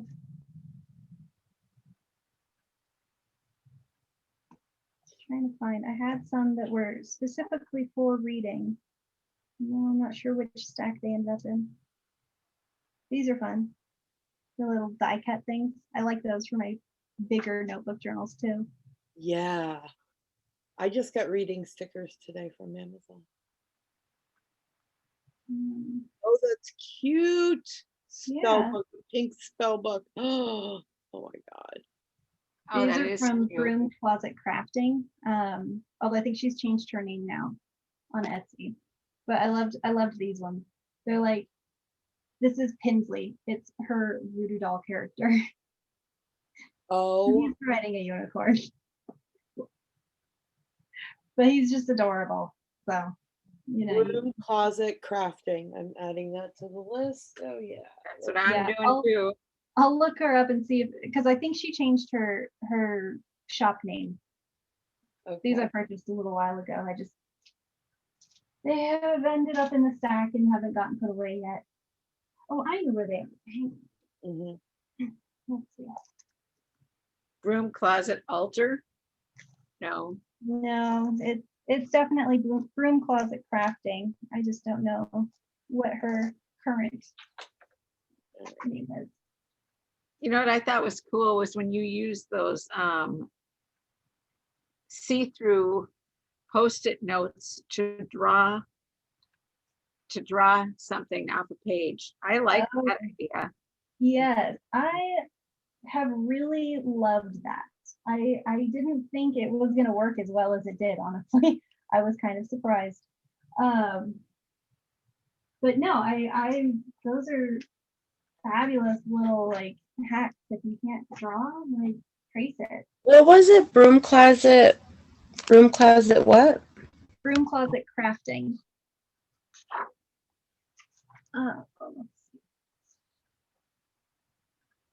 It's like I like big elements, but I'm not good at drawing big elements. So maybe I will cut one of these out. There's a broom closet magic, a broom closet creation.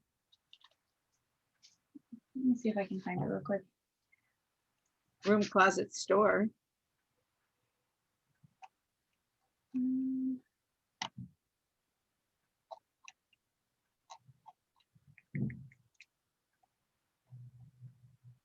I remember when I even bought those. No, she calls herself Natural Spirit Co. Shop. Natural Spirit Co. Shop. Let me put that in the chat. Okay. She's on break right now.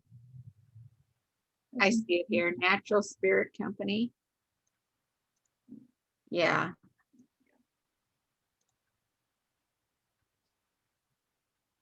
email me when they're back. I clicked on that.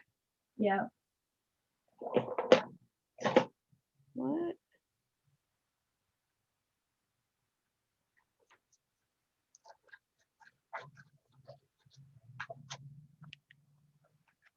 You bought up all her stuff. What's wrong with you? No, she's actually local to Colorado Springs, and I know her from my local planner group. And so she's like, "I'm rebranding. What do you want?" And I'm like, "Oh, okay. I want lots of things." So I put in a little order with her before she put her shop on vacation while she was in the process of changing her name and rebranding everything. And she'll be back. She really enjoys it. It's just, the back end infrastructure stuff, kind of like what I'm working on with my website, is she's trying to do that with her Etsy shop. So it's been kind of interesting because we kind of compare notes.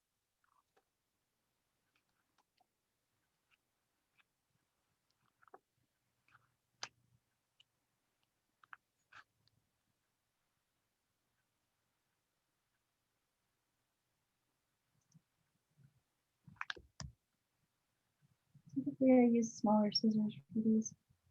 I'm realizing that there's a reason for that.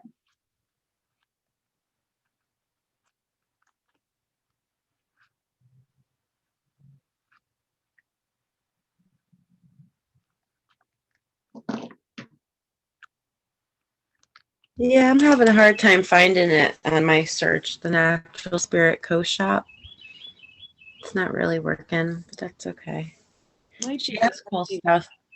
Hi, Kimberly. she's on vacation or, on break.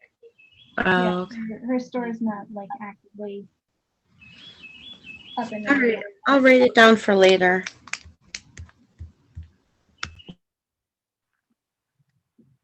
Another one that's really fun that has the stickers like Marissa has at the top on Etsy is Anthem, ANTHEM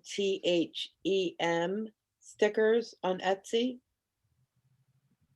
And like I just got I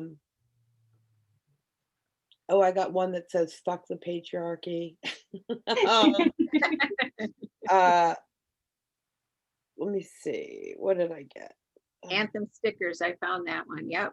Oh yeah, and they've got all kinds of really wild fun stickers. And I really enjoyed going through their stuff. It was kind of fun. Yeah. I got one that says spiritual badass, mind your own uterus. I know which section you were shopping in. Is that sad that I've been on their store enough to know? Yeah. And I did Team Oxford, comma, and That's a good one. the asterisk your YOU apostrophe RE. It's one of my horrifying pet peeves. So I just got those for fun. Your and you are. Yeah, YOUR, yeah. Yeah. Yeah, I put the one that has the Cheshire cat that says, "We're all mad here. You'll fit right in," on the inside of my work planner. And everybody's like, "I don't know if that's a compliment or not." And I'm like, "You're all crazy. It's fine. Yeah. We're all crazy together." I like that. It's all good. Mhm. What do I do with my white pen?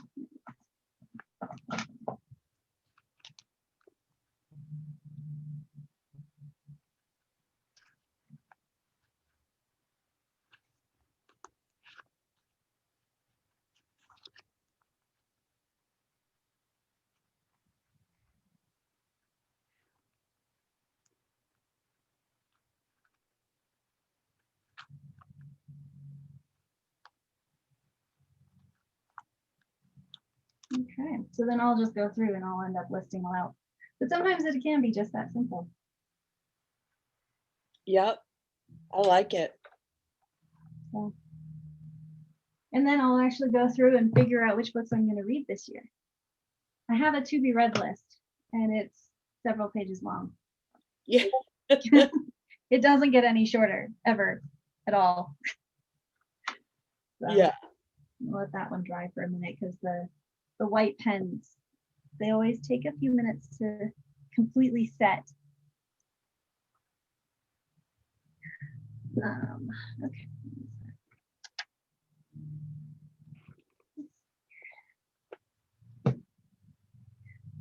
So I usually do my habit trackers on a weekly basis also. Like it's not I use the month ones for tracking things on a wider scale. But I do like the little weekly, like the little ones that I put into my Priestess journal. I like having that as a weekly breakdown. Yeah. And then I can build those up too. If I want to take those and I put them onto the bigger, like the big circle one that's in the Goddess Planner. Like for me, I'm tracking my mantra practice, my altar time, and not every single day, but every week I check to make sure that like I spend time cleaning the altars, right? Because sometimes I get a little lazy with like incense and stuff. And so I go through and I refresh them, I should say. Don't sit there and clean them, I refresh them. So I'll pull like, take the cloths down, shake them out, that kind of stuff, and build back up from there. And a lot of times it's because I want to rearrange things or I decide that I need room for another goddess, that kind of stuff. So a lot of it kind of moves around and I do that about once a week. That's usually like what I'm doing right before Priestess calls on Sunday, actually, because it's a time that I know is going to be relatively set and I can kind of schedule it around the rest of my family and whatever they're doing. And yeah, so this is going to be fun. I'm going to have to go through and list out all the books that I'm actually reading right now and see if I actually get any of them finished.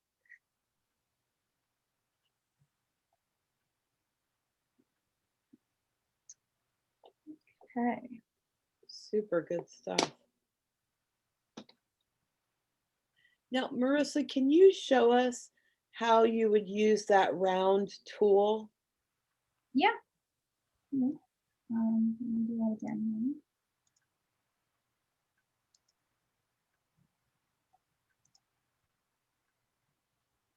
Problem of having multiple cameras. Of course, that's not actually switching. Maybe. There we go. Okay. So the round one, let me grab a fresh sheet of paper here. That's a double-sided sheet. That's not going to be helpful. My scratch paper on the floor over here for when things don't print right.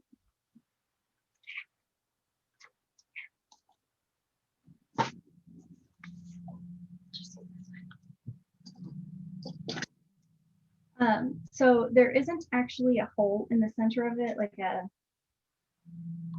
those little compass tools that they give you for graphing and math and stuff like that.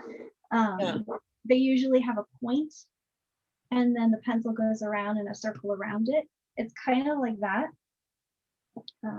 But this one doesn't have a hole in the middle, so it's not going to leave a mark on the inside of the circle. Okay.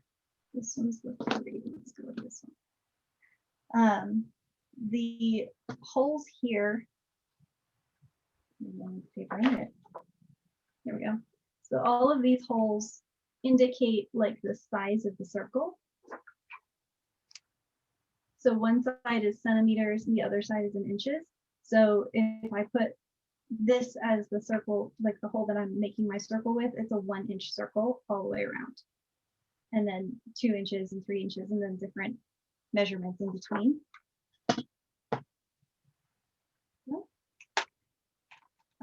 I like a fine point pen for that just because it's going to make it a lot easier to go around.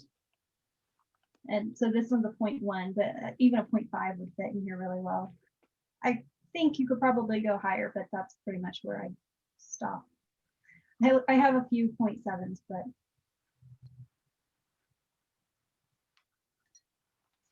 Oh, I see.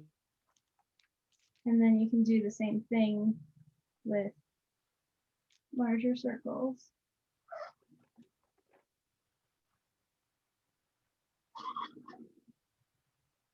So the habit tracker that I drew for the goddess planner, this is actually how I did it. I just built circles upon circles and then filled in the little marks. And these guys are really convenient because you can go, well, this is this line here and that line there and this one here.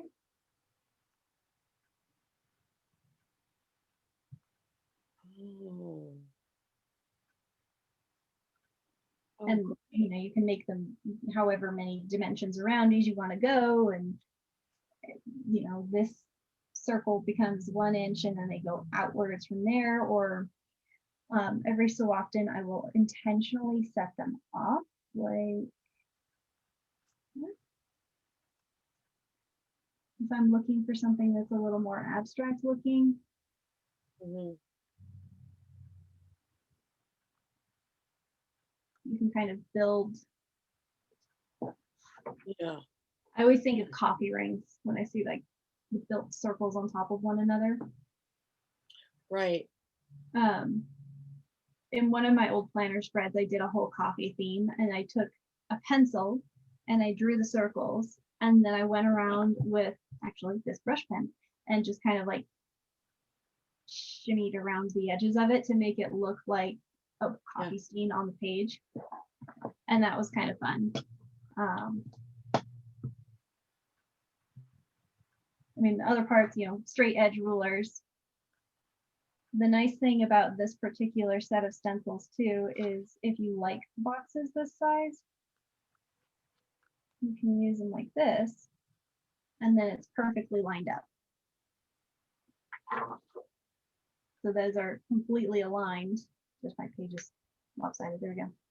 And they're going to be in a straight line all the way down. Nice. I haven't figured out what these are for yet.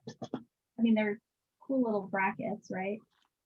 You can use them to trace them like stencils, but I feel like they put measurement marks on the sides of them for some reason. I just haven't figured it out yet.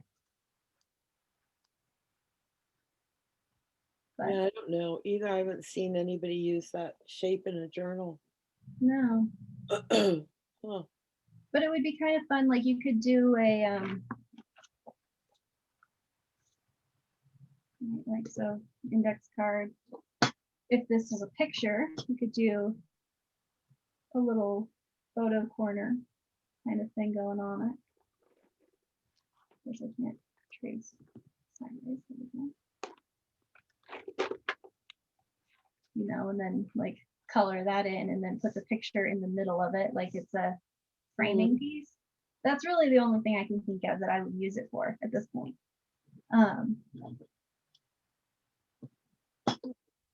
But it's kind of fun. I think it was like $8 or $9, honestly. And Yeah. really held up. It's very thick plastic, and it's probably the thing I use the most, honestly, when I'm just freehanding in my journals and planners and stuff, because I like the ability to draw perfect circles, which is not something that I have naturally. Mhm. I like the ability to divide my circles, or just to create partial circles, because I can go, oh, well, this is going to be, you know, half circle, and create curved lines on the page without having to worry about, is that curve going to be even? And then because of the thickness of the edges, and because the top part is rounded, but the bottom part is actually kind of sharp. Like if you run your finger along it this way, it feels like you're on the knife's edge. So it keeps the lines very straight when I use it to cut washi tape. I do like that too. That is a good idea for the circles. Here, very I have the link for you guys. Here, I'll pop it again in Facebook Messenger. I found it's 1071, so not bad at all. Yeah, Oh, gosh, yeah. I do with my index card. Oh, there it is.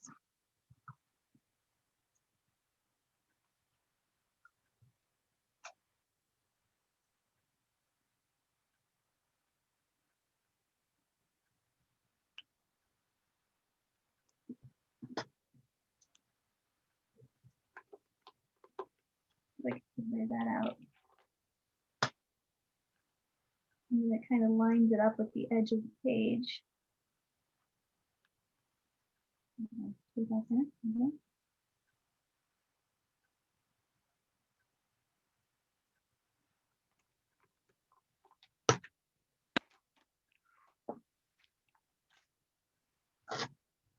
Simple Gilded is not a good example. You should know how to use this tape.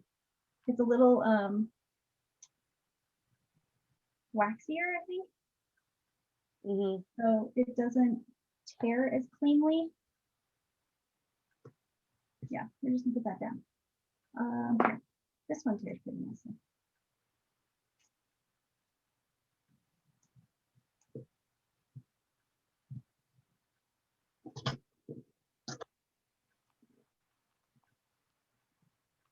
So kind of creates more straight edges on things, and you can go up against like a book edge and pull straight back off of it also, and it does the same thing.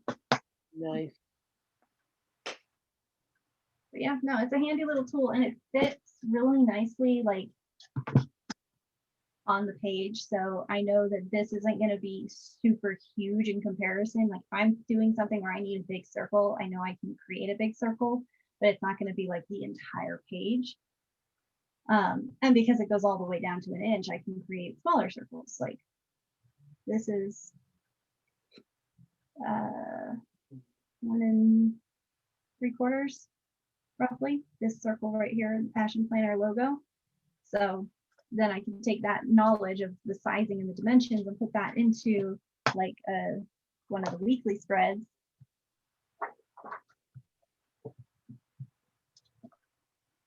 And then if I'm doing 1 3/4 here, I know that that's going to take up about this much space on the page. Oh, right, yeah. So it's a fun tool. It's really handy. It's convenient to use. It doesn't require a whole lot of dexterity. So I like it too because I can throw it into one of my little pouches, like a journaling pouch. I don't have any over here right now. And toss it in my bag, and I know it's not going to break. Like this is really sturdy. If I throw this into a bag and it bends too much, it's going to snap in half. Also, this is a 12-inch ruler, and that's a lot to carry around.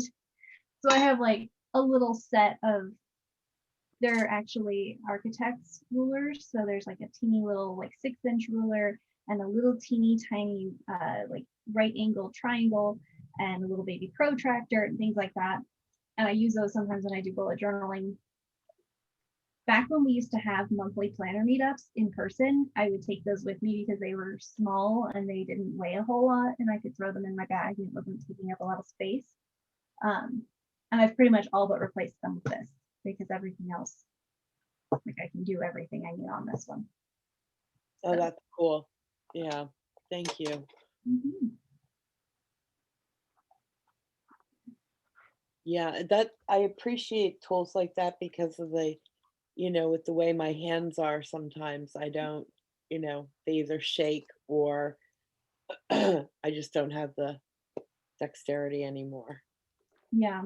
Well, and that's why I liked this versus like the compass thing, because the compass is really hard to use, right? If you move it one too much, one way too many, it's Yep. gonna jiggle your circle.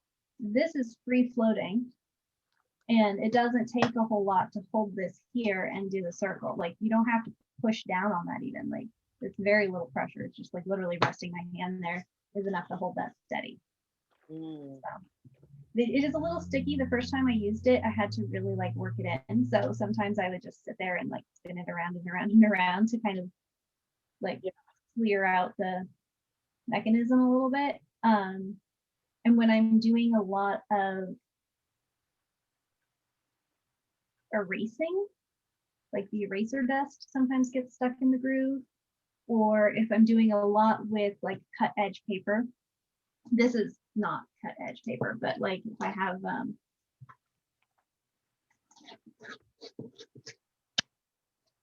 like the rough edges, sometimes the dust from the paper ends up getting stuck in the mechanism as well. Oh, So I just spin it around a couple times and clear it all out. That actually worked really well. I was not expecting that to work as well as it did. it did. Look at that. Now I have a new thing. Perfect for your Dutch doors, right? Yes. Oh my gosh. I love the look of Dutch doors. I'm just always terrified to cut the journal. So if you don't know what that means, let's see. A Dutch door would be like page here. Here's your main spread, but instead of page 1 and page 2, and then you turn it to page 3 and page 4, you'd actually like take the center pages, right? And you cut them down so that instead of the full length, it becomes a partial length. And then you have this little mini section in the middle that can flip back and forth. So I see a lot of people use like their weekly spreads with Dutch doors where you've got like, their weekly plan, their habit tracker or whatever it is, and then individual pages in the center. So like you divide the page in half, this stuff stays out because you'll be able to see it on the other side of the page. But then like here's your Monday and here's your Tuesday, and then here's your Wednesday and your Thursday and your Friday, and then Saturday and Sunday kind of go over here, and this is all one solid page. But you cut these pages down so that you can just flip through the week and get to that individual day, which is cool. I might play with that. I don't know what I would do with Dutch doors. I just like them. They're really cool looking. Oh my God, I love them, and I just can't quite figure it out. Right? Maybe I I'll mean, play I with, probably could if I sat there and like worked at it, you know. yeah. Maybe I'll But play with some things and figure out like, because they work really well for keeping small sections of notes together too. I mean, I do that with my index cards. Like I'll tape them in so that they become basically a Dutch door, but without the cutting of the notebook, which is almost as heart-wrenching for me as cutting a book, like a physical reading book. And I'm doing that too. I have an old nursery rhymes book that Alina's no longer interested in, and it's got really beautiful watercolor images in it. And I'm going to start taking that apart, and saying it is giving me some anxiety. So it's one of those things that I'm going to use as like holistic therapy for my journaling. Give myself little mini heart attacks every time I do it to make myself stronger on the other side. yeah, that's funny. So yeah. Marissa, you rock the universe, and thank you. I, only spent $50 on Amazon. Yeah, sitting here, sitting I here. think that's a small day then. I'm not gonna tell you what else I have coming this week. Come on. Well, so I got the Happy Planner order. I got the Archer and Olive order. I have 2 more packages coming that have stickers in them.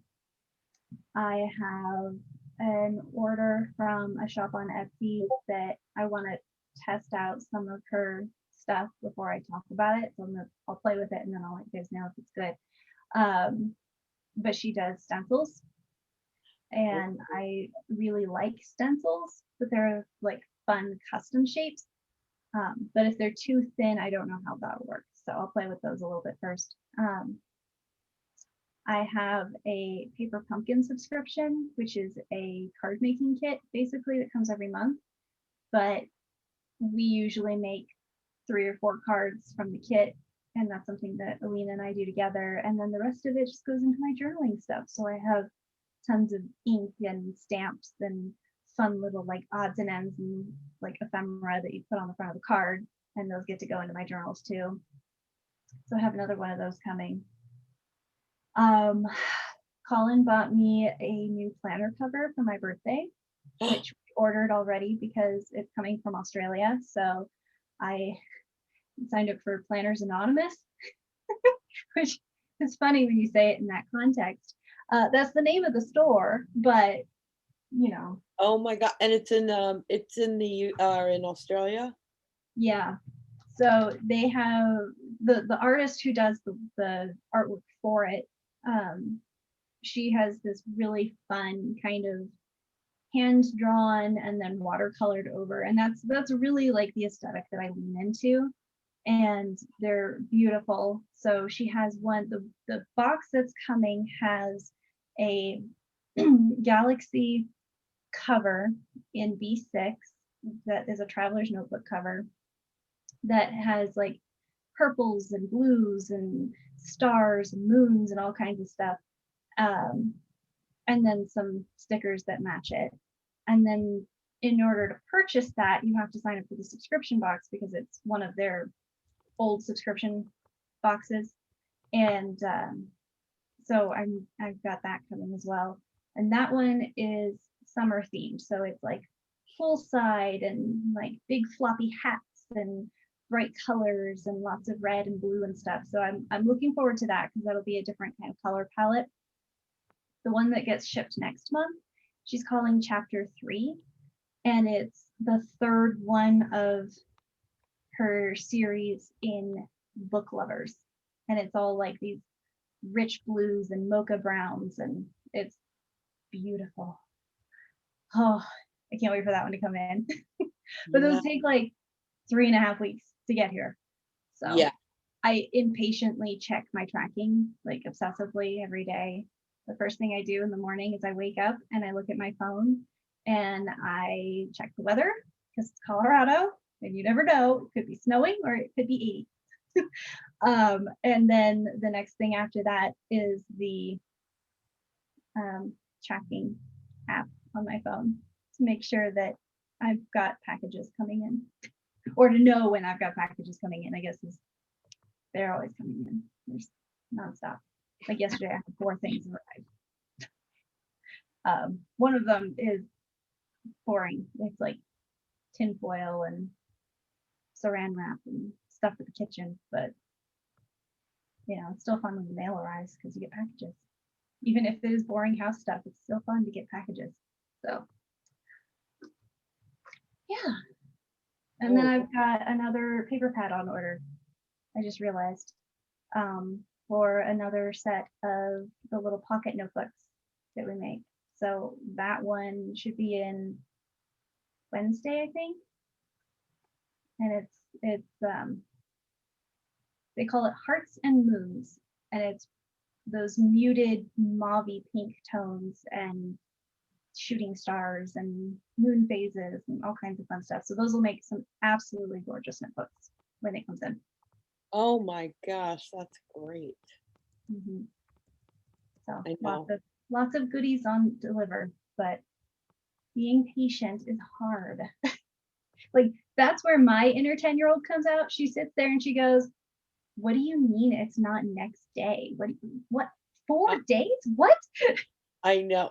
That's why I ask if things are on Amazon, because honestly, like as an example, Cynthia, I think the planner kit you were talking about was on Amazon for a little bit more, but once you pay shipping through them, you could Mhm. order it from Amazon and have it in 2 days. Oh, for sure, for Yeah. sure. Yeah. I hate waiting. I'm so terrible about it. And now I've lost the chapstick, which is another story of my life. Always losing chapstick. I know. Well, FedEx has kind of been jerking me around all week and I'm like obsessively visiting their site. So, to see. Waiting for your happy planner box to arrive. Well, so the weird part is that when I click on it, it says it's on a truck for delivery. But at the top it says will be delivered by Monday, end of day. And I'm like, so, and it was supposed to be here Thursday. Yeah. That So would that- warrant a call. Sit on Yeah, hold they for kind of 12 been hours. messing me up. I don't want to call in case I have to go drown my sorrows again. On those printouts that you attached to the site for journaling, I don't know how to use those yet. Or see the well, moon trackers and stuff. Yeah, I printed mine out. Is it and- self-explanatory or is it? No, actually, they're really not. That's part of the fun of it. So like I had the ones that had the dark blue banner ribbon, which I wasn't going to include, but I wanted that blue one, so I put it on there for me. Yes. So I just, you print it out and you cut it out.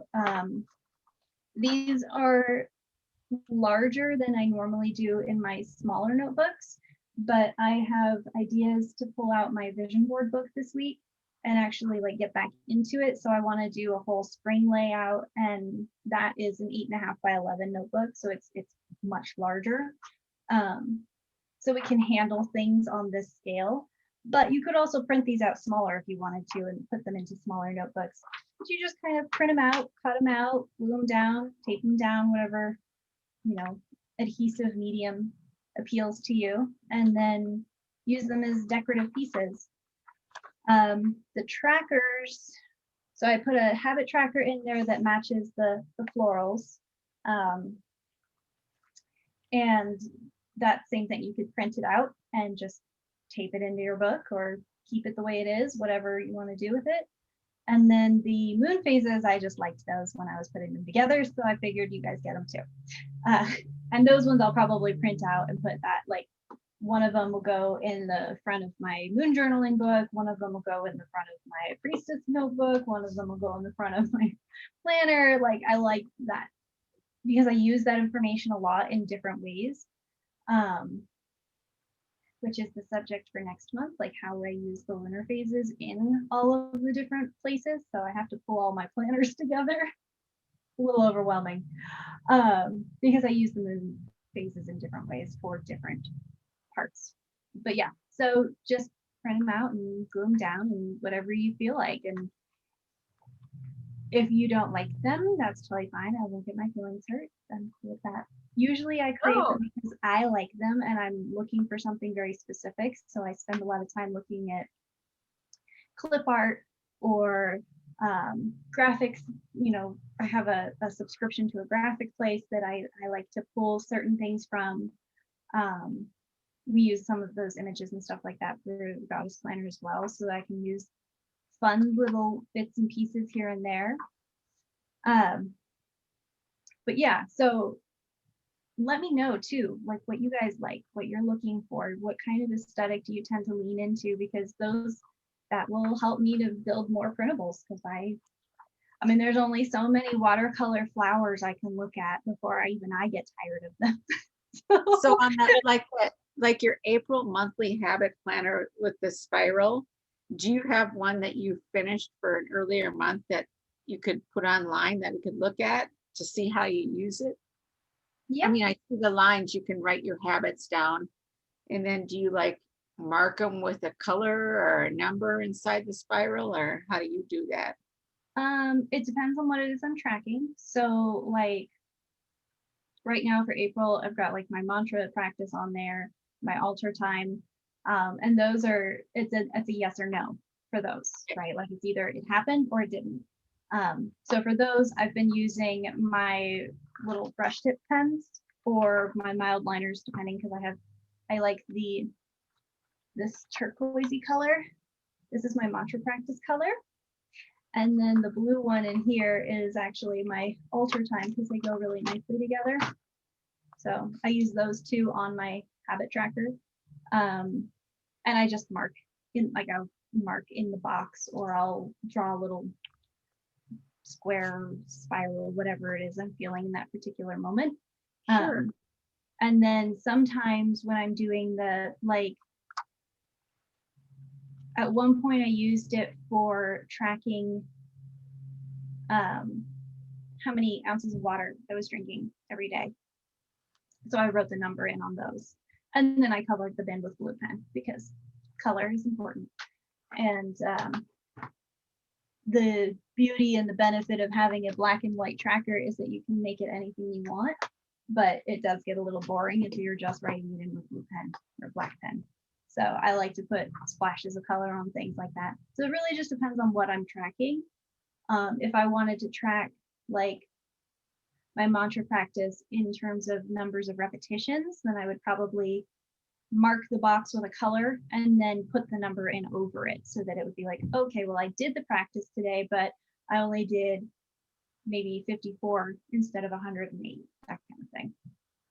But yeah, I'll pull one out. My goddess planner's in the other room right now because I was kind of brainstorming some stuff. We're doing a bit of a revamp for the upcoming release. And so I had pulled all of the pages out and I spread them out all over like the bed and the nightstand and the massage table. It's like covered in my goddess planner pages right now, which is irritating to my dogs.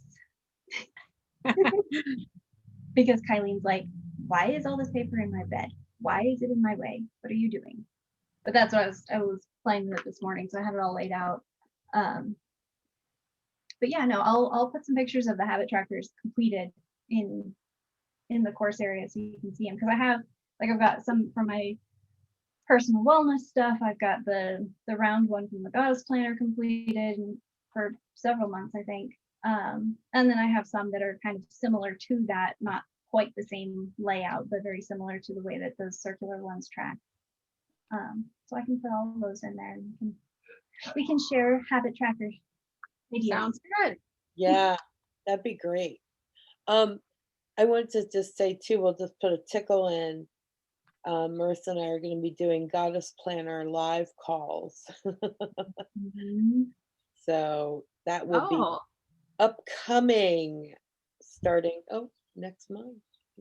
Yeah, we are gonna work out what we're doing with those, but it's gonna be fun, and I think it's gonna be really cool to see how, like, because obviously I use my goddess planner differently than Kimberly uses hers, or different than like Cindy or Kelly would use theirs, and so it'll be fun to kind of see and compare and get ideas for the specific layouts and the things that we've kind of designed with kind of like a clear intention in mind, but maybe not clear instruction. So that'll be fun. And then with the new stuff that's happening with it, trying to like be really vague. Yeah.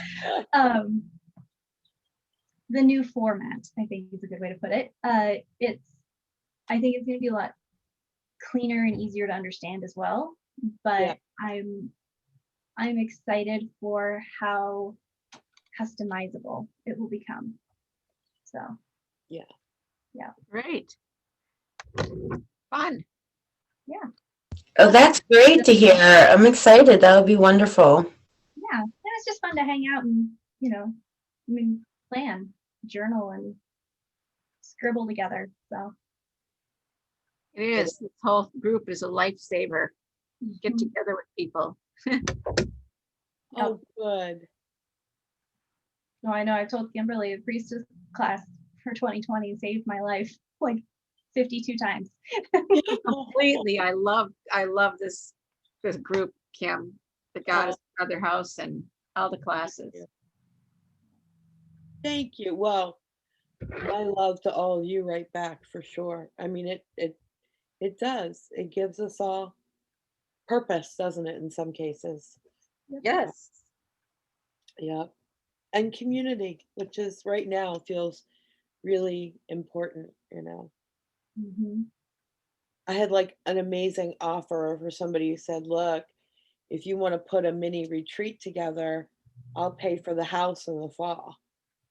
And I was like, oh my God. And then I said, thank you so much. But frankly, I can't be vaccinated. So I still, Yeah. I'm not going to be comfortable in the fall.